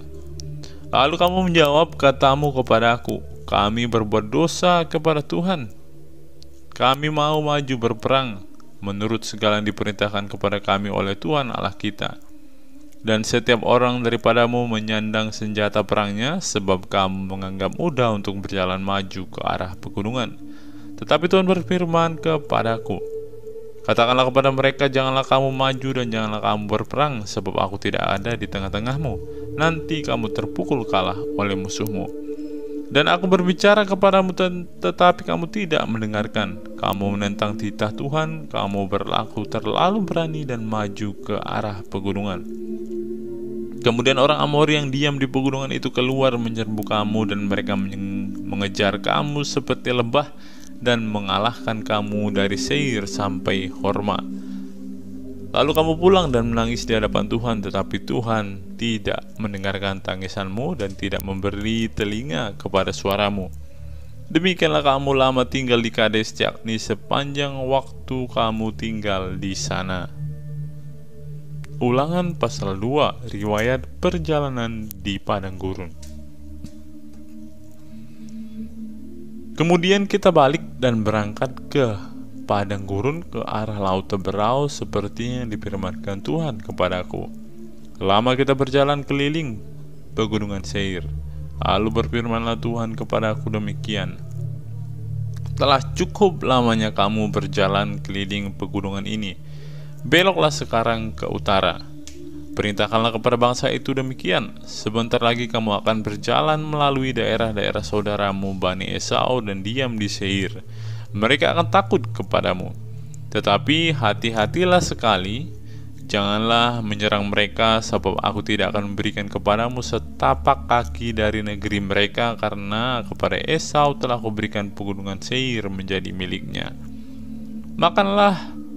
Makanan haruslah kamu beli dari mereka dengan uang, supaya kamu dapat makan, juga air haruslah kamu beli dari mereka dengan uang, supaya kamu dapat minum. Sebab Tuhan Allahmu memberkati engkau dalam segala pekerjaan tanganmu. Ia memperhatikan perjalananmu melalui padang gurun yang besar ini. Ke-40 tahun ini Tuhan Allahmu menyertai engkau, dan engkau tidak kekurangan apapun. Kemudian kita berjalan terus meninggalkan daerah saudara-saudara kita Bani Esau yang diam di Seir, meninggalkan jalan dari Araba Yordan, yakni dari Elad dan Ezion Geber. Sesudah itu kita belok dan berjalan terus ke arah pegunungan gurun Moab. Lalu berfirmanlah Tuhan kepadaku, janganlah melawan Moab dan janganlah menyerang mereka, sebab aku tidak akan memberikan kepadamu apapun dari negerinya menjadi milikmu, karena Ar telah kuberikan kepada Bani Lot menjadi miliknya. Dahulu orang Emim diam di sana, suatu bangsa yang besar dan banyak jumlahnya, tinggi seperti orang Enak. Mereka itu pun dikira orang Refaim seperti orang Enak, tetapi orang Moab menyebut mereka orang Emim. Dan dahulu di Seir diam orang Hori, tetapi Bani Esau telah menduduki daerah mereka, memunahkan mereka dari hadapannya, lalu menetap di sana menggantikan mereka, seperti yang dilakukan orang Israel dengan negeri miliknya yang diberikan Tuhan kepada mereka. Jadi sekarang bersiaplah kamu dan seberangilah sungai Zered. Lalu kita menyeberang sungai Zered. Lamanya kita berjalan sejak dari Kades Barnea sampai kita ada di seberang sungai Zered ada 38 tahun, sampai seluruh angkatan itu, yakni prajurit, habis binasa dari perkemahan seperti yang dijanjikan Tuhan dengan sumpah kepada mereka.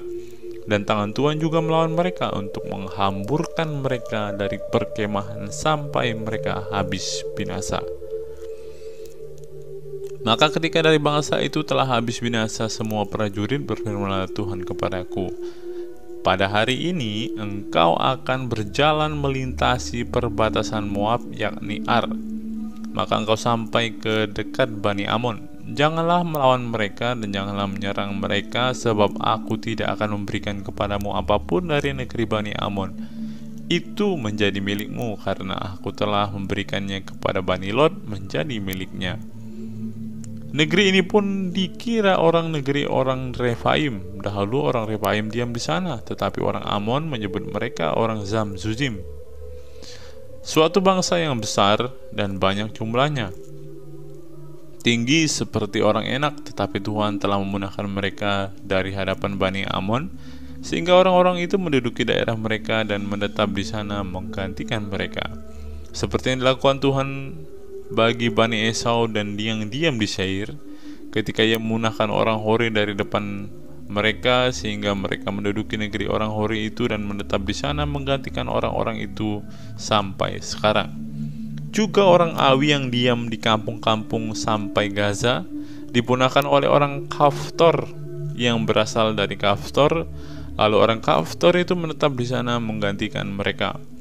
Bersiaplah kamu, berangkatlah dan seberangilah sungai Arnon. Ketahuilah aku menyerahkan Sihon raja Hesibon orang Amori itu beserta negerinya ke dalam tanganmu. Mulailah menduduki negerinya dan seranglah Sihon. Pada hari ini aku mulai mendatangkan ke atas bangsa-bangsa di seluruh kolong langit keseganan dan ketakutan terhadap kamu, sehingga mereka menggigil dan gemetar karena engkau apabila mendengar tentang kamu. Riwayat peperangan melawan Sihon raja Hesibon. Kemudian aku menyuruh utusan dari padang gurun Kedemot kepada Sihon raja Hesibon menyampaikan pesan perdamaian bunyinya, izinkanlah aku berjalan melalui negerimu. Aku akan tetap berjalan mengikuti jalan raya dengan tidak menyimpang ke kanan atau ke kiri. Jualah makanan kepadaku dengan bayaran uang supaya aku dapat makan, dan berikanlah air kepadaku ganti uang supaya aku dapat minum. Hanya izinkanlah aku lewat dengan berjalan kaki, seperti yang diperbuat kepadaku oleh Bani Esau yang diam di Seir dan oleh orang Moab yang diam di Ar, sampai aku menyeberangi sungai Yordan pergi ke negeri yang diberikan kepada kami oleh Tuhan Allah kami. Tetapi Sihon raja Hesibon tidak mau memberikan kita berjalan melalui daerahnya, sebab Tuhan Allahmu membuat dia keras kepala dan tegar hati dengan maksud menyerahkan dia ke dalam tanganmu seperti yang terjadi sekarang ini. Lalu Tuhan berfirman kepadaku, ketahuilah aku mulai menyerahkan Sihon dan negerinya kepadamu. Mulailah menduduki negerinya supaya menjadi milikmu. Kemudian Sihon dan seluruh tentaranya maju mendatangi kita untuk berperang dekat Yahas. Tetapi Tuhan Allah kita menyerahkan dia kepada kita sehingga kita mengalahkan dia dengan anak-anaknya dan seluruh tentaranya. Ayat 34, pada waktu itu kita merebut segala kotanya dan merampas penduduk setiap kota. laki-laki dan perempuan serta anak-anak. Tidak ada seorang pun yang kita biarkan terluput. Hanya hewan kita rampas bagi kita sendiri, seperti juga jarahan dari kota-kota yang telah kita rebut. Mulai dari Aroer di tepi sungai Arnon dan kota di lembah itu sampai Gilead, tidak ada kota yang bentengnya terlalu kuat bagi kita, sebab Tuhan Allah kita menyerahkan semuanya kepada kita.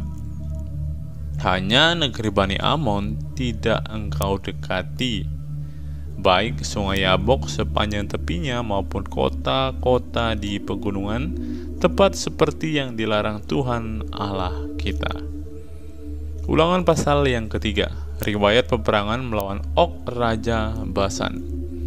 Kemudian beloklah kita dan maju ke arah Basan, dan Og Raja Basan dengan seluruh tentaranya maju mendatangi kita untuk berperang di Edrei.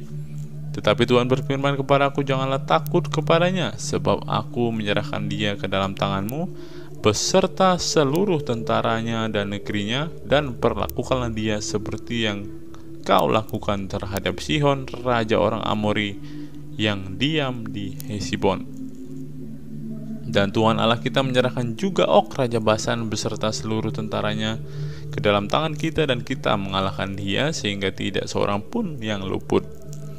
Pada waktu itu kita merebut segala kotanya, tidak ada kota yang tidak kita rampas daripada mereka. 60 kota seluruh wilayah Argob, kerajaan Og di Basan. Semuanya itu adalah kota berkubu dengan tembok yang tinggi-tinggi, dengan pintu-pintu gerbang dan palang-palangnya. Lain daripada itu, sangat banyak kota yang tidak berkubu.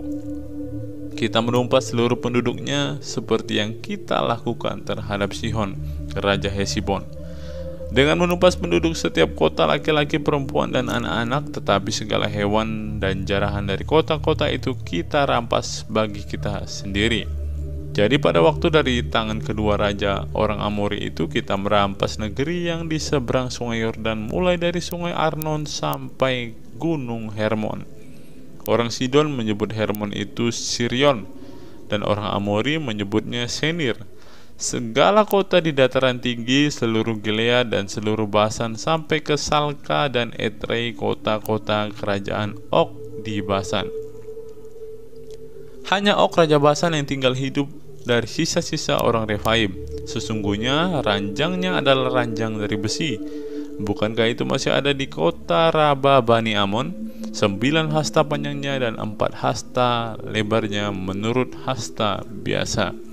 Riwayat penyerahan daerah sebelah timur sungai Yordan. Adapun negeri itu telah kita duduki pada waktu itu, mulai dari Aroer di tepi sungai Arnon beserta setengah dari pegunungan Gilead dengan kota-kota, aku berikan kepada orang Ruben dan orang Gad. Dan masih tinggal dari Gilead beserta seluruh Basan kerajaan Og, yakni seluruh wilayah Argob, aku berikan kepada suku Manasye yang setengah itu.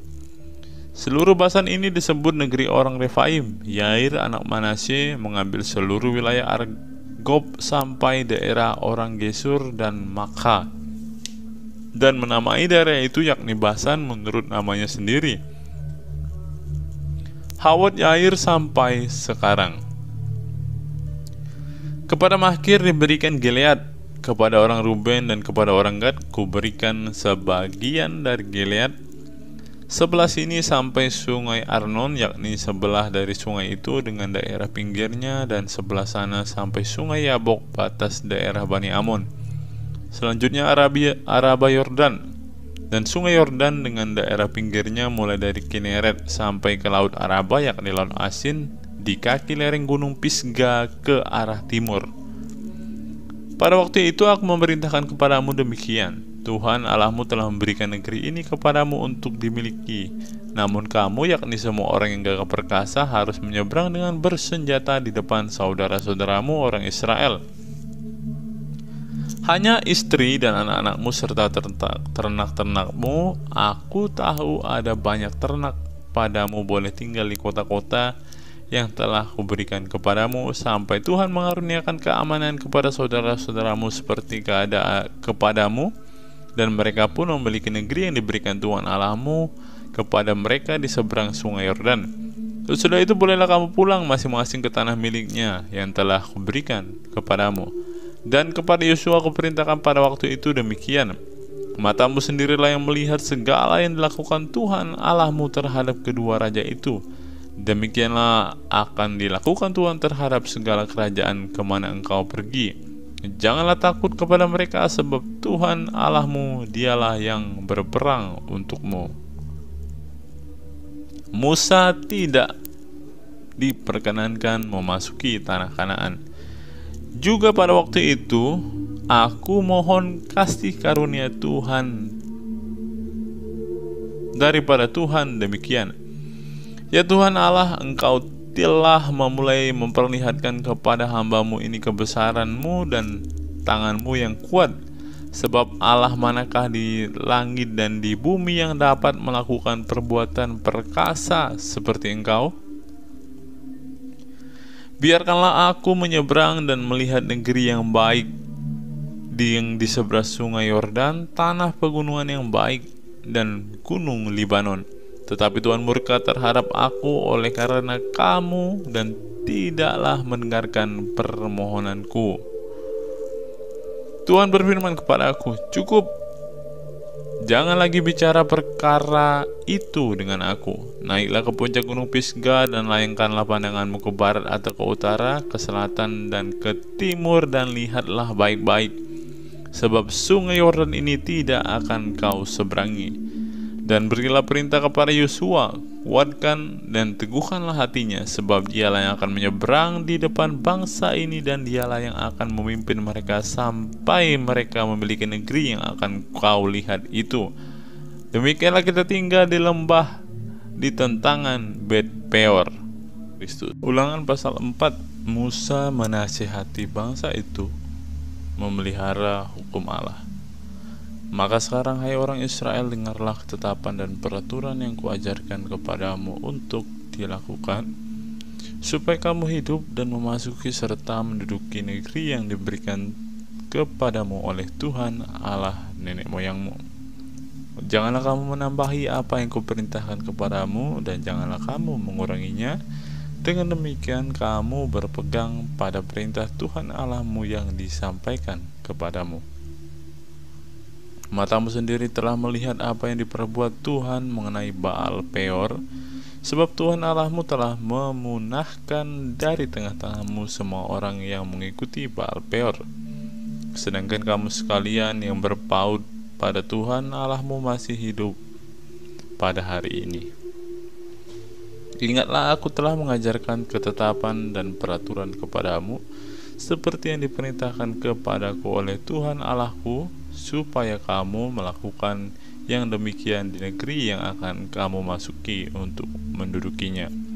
Lakukanlah itu dengan setia, sebab itulah yang akan menjadikan kebijaksanaanmu dan akal budimu di mata bangsa-bangsa yang pada waktu mendengarkan segala ketetapan ini akan berkata, memang bangsa yang besar ini adalah umat yang bijaksana dan berakal budi. Sebab bangsa besar manakah yang mempunyai Allah yang demikian dekat kepadanya seperti Tuhan Allah kita setiap kali kita memanggil kepadanya?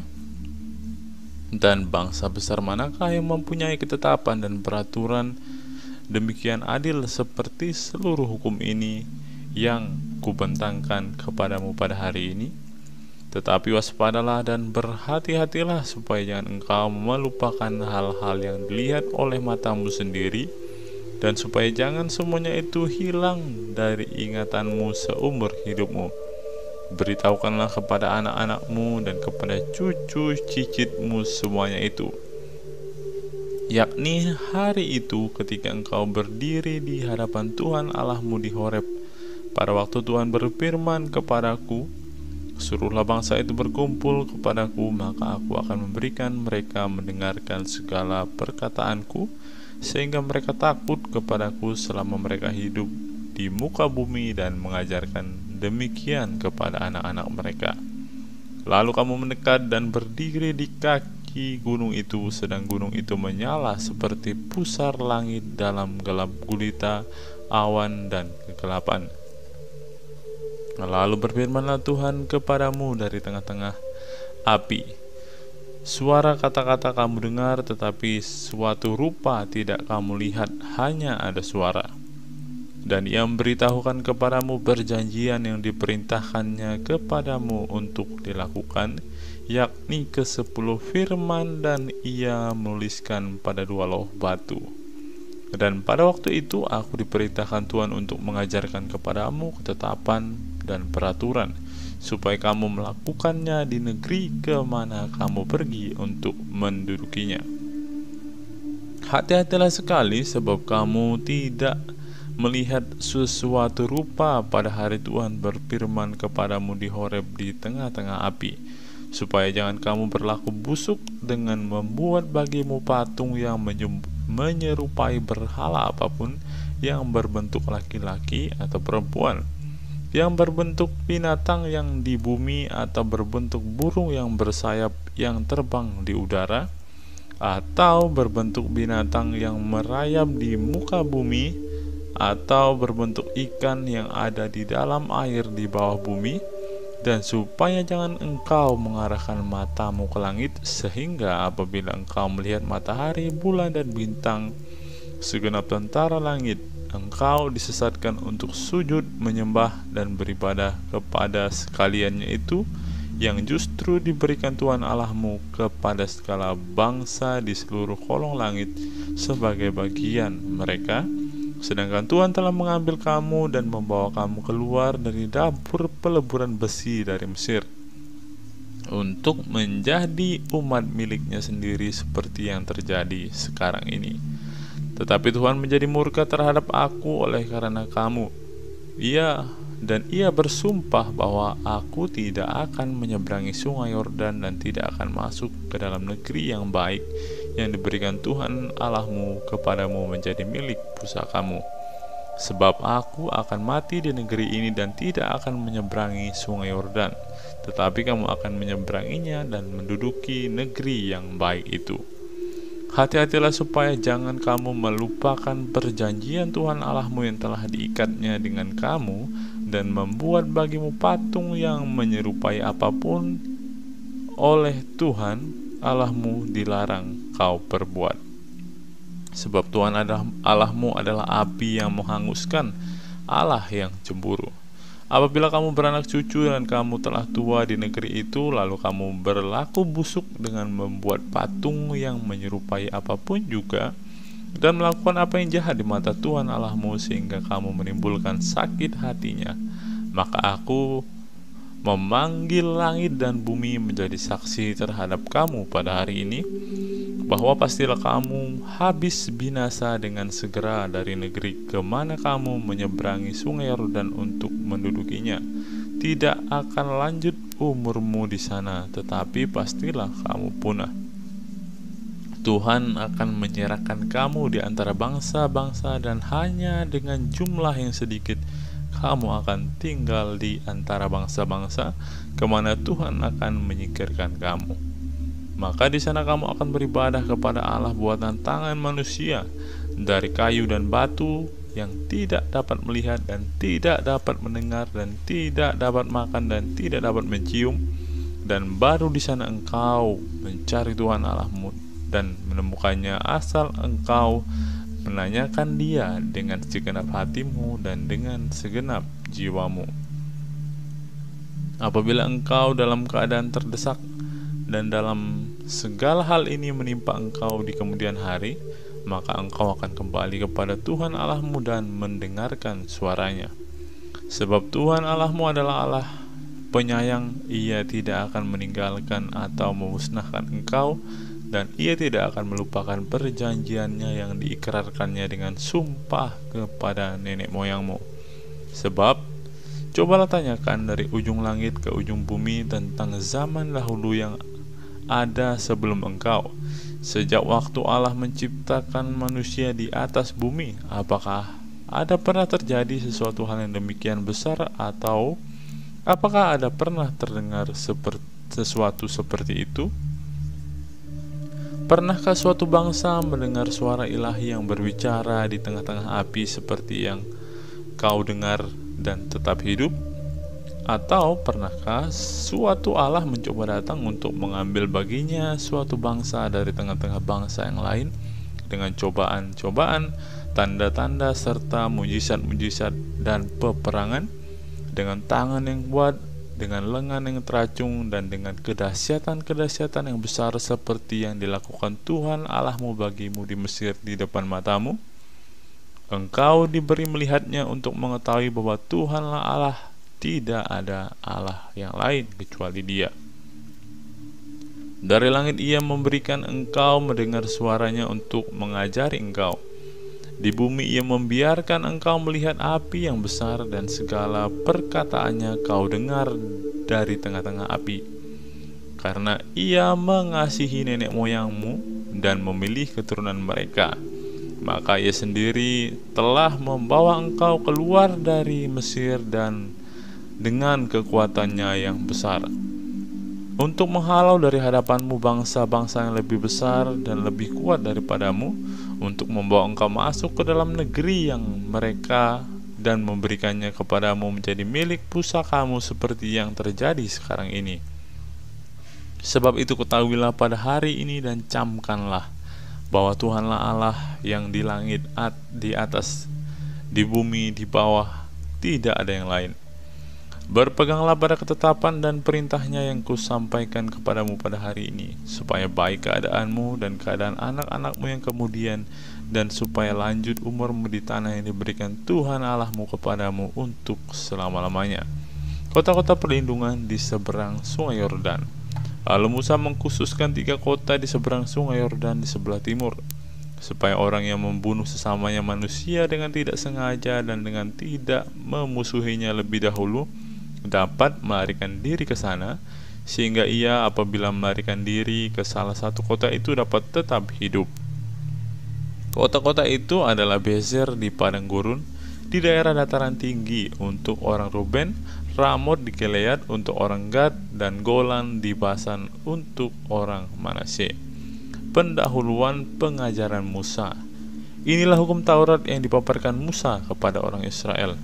Inilah peringatan, ketetapan, dan peraturan yang dikatakan Musa kepada orang Israel dalam perjalanan mereka keluar dari Mesir. Di seberang sungai Yordan, di lembah di tentangan Bet Peor, di negeri Sihon, raja orang Amori yang diam di Hesibon, yang dipukul kalah oleh Musa dan orang Israel dalam perjalanan mereka keluar dari Mesir. Negerinya diduduki mereka, dan juga negeri Og, raja orang Basan, kedua-duanya raja orang Amori yang diam di seberang sungai Yordan di sebelah timur, mulai dari Aroer di tepi sungai Arnon sampai gunung Sirion, itulah gunung Hermon, serta seluruh dataran di seberang sungai Yordan di sebelah timur sampai laut Araba di kaki lereng gunung Pisga. Ulangan pasal yang ke-5 ke-10 firman. Musa memanggil seluruh orang Israel berkumpul dan berkata kepada mereka, "Dengarlah hai orang Israel ketetapan dan peraturan pada hari ini. Kuperdengarkan kepadamu supaya kamu mempelajarinya dan melakukannya dengan setia. Tuhan Allah kita telah mengikat perjanjian dengan kita di Horeb. Bukan dengan nenek moyang kita Tuhan kita mengikat perjanjian itu, tetapi dengan kita yang ada di sini pada hari ini, kita semuanya yang masih hidup. Tuhan telah berbicara berhadapan muka dengan kamu di gunung di tengah-tengah api. Aku pada waktu itu berdiri antara Tuhan dan kamu untuk memberitahukan firman Tuhan kepadamu, sebab kamu takut kepada api dan kamu tidak naik ke gunung." Dan Ia berfirman, "Akulah Tuhan Allahmu yang membawa engkau keluar dari tanah Mesir, dari tempat perbudakan. Jangan ada padamu Allah lain di hadapanku. Janganlah membuat bagimu patung yang menyerupai apapun yang ada di langit di atas, atau yang ada di bumi di bawah, atau yang ada di dalam air di bawah bumi. Jangan sujud menyembah kepadanya atau beribadah kepadanya, sebab aku Tuhan Allahmu adalah Allah yang cemburu, yang membalaskan kesalahan bapa kepada anak-anaknya dan kepada keturunan yang ketiga dan keempat dari orang-orang yang membenci aku. Tetapi aku menunjukkan kasih setia kepada beribu-ribu orang, yaitu mereka yang mengasihi aku dan yang berpegang pada perintah-perintahku. Jangan menyebut nama Tuhan Allahmu dengan sembarangan, sebab Tuhan akan memandang bersalah orang yang menyebut namanya dengan sembarangan. Tetapi tetaplah ingat dan kuduskanlah hari Sabat seperti yang diperintahkan kepadamu oleh Tuhan Allahmu.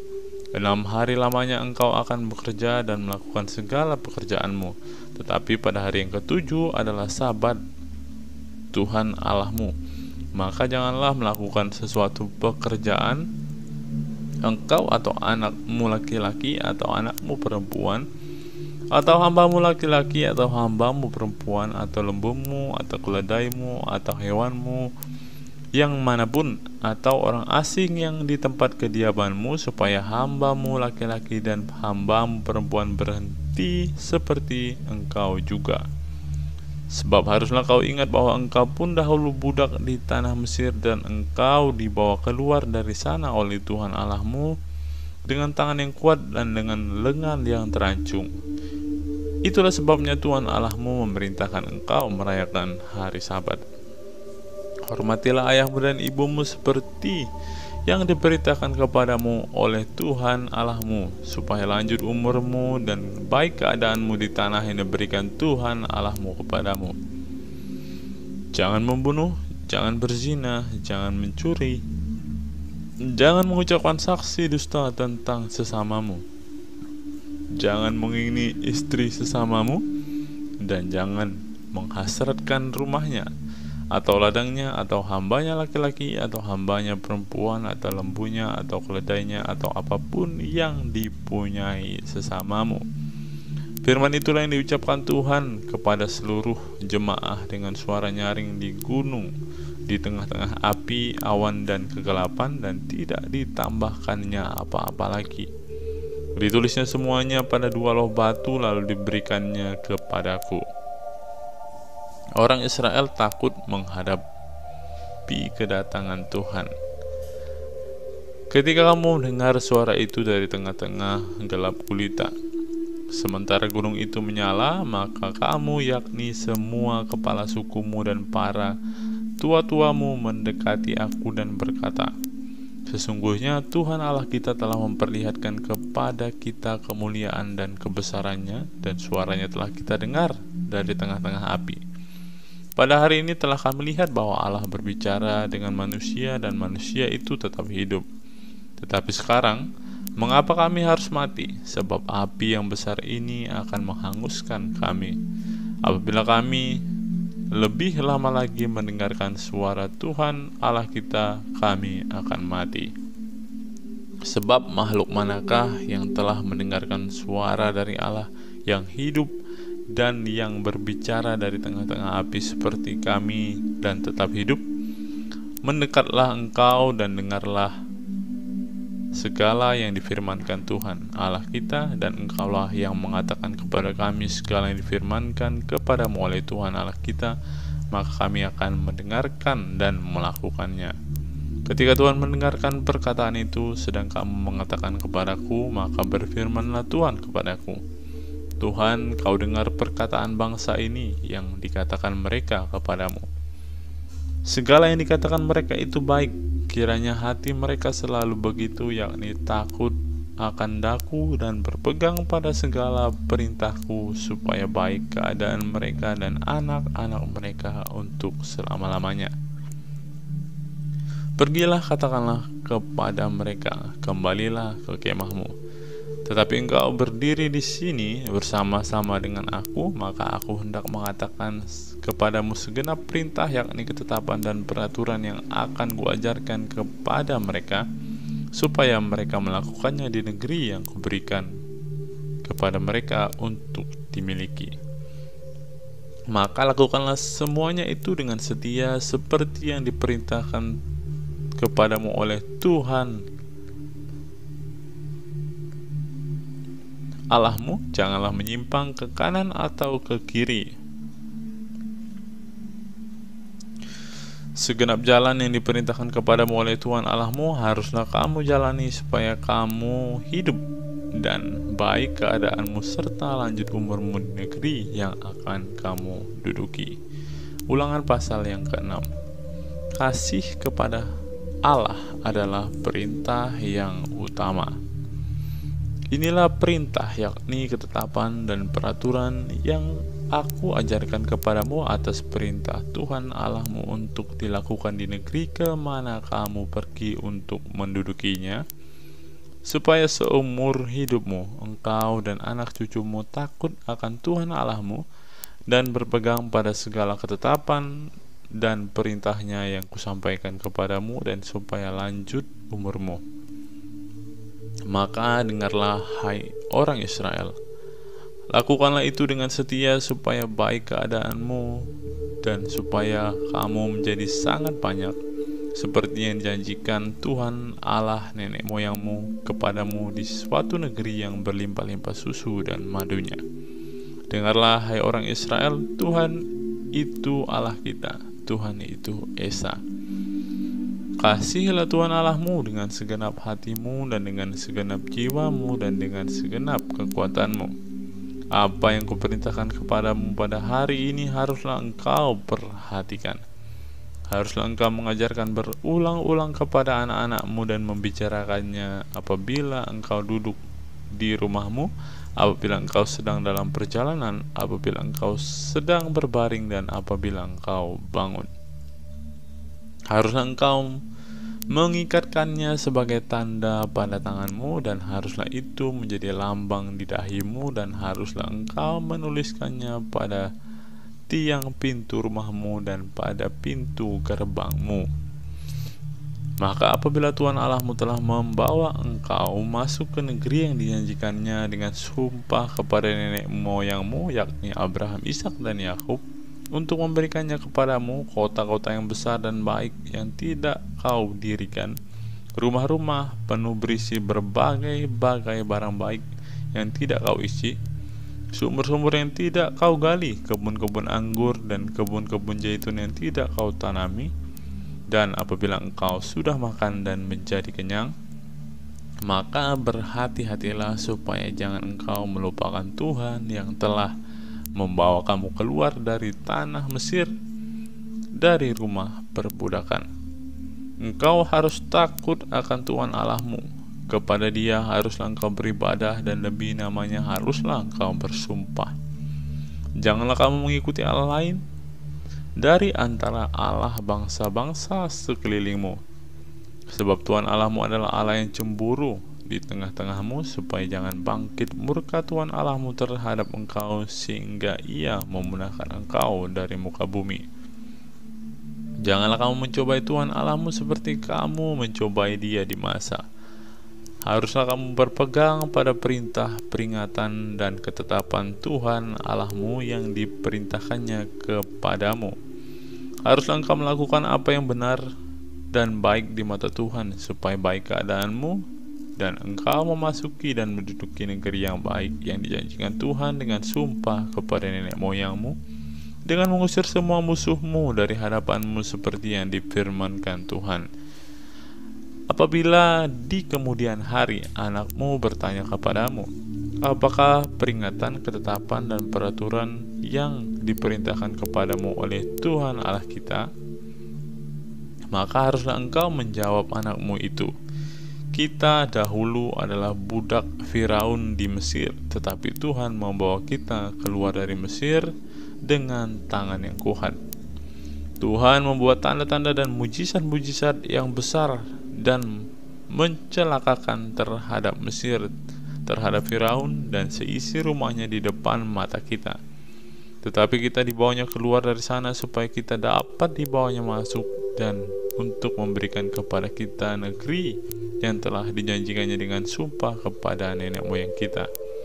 Tuhan Allah kita memerintahkan kepada kita untuk melakukan segala ketetapan itu dan untuk takut akan Tuhan Allah kita, supaya senantiasa baik keadaan kita dan supaya Ia membiarkan kita hidup seperti sekarang ini.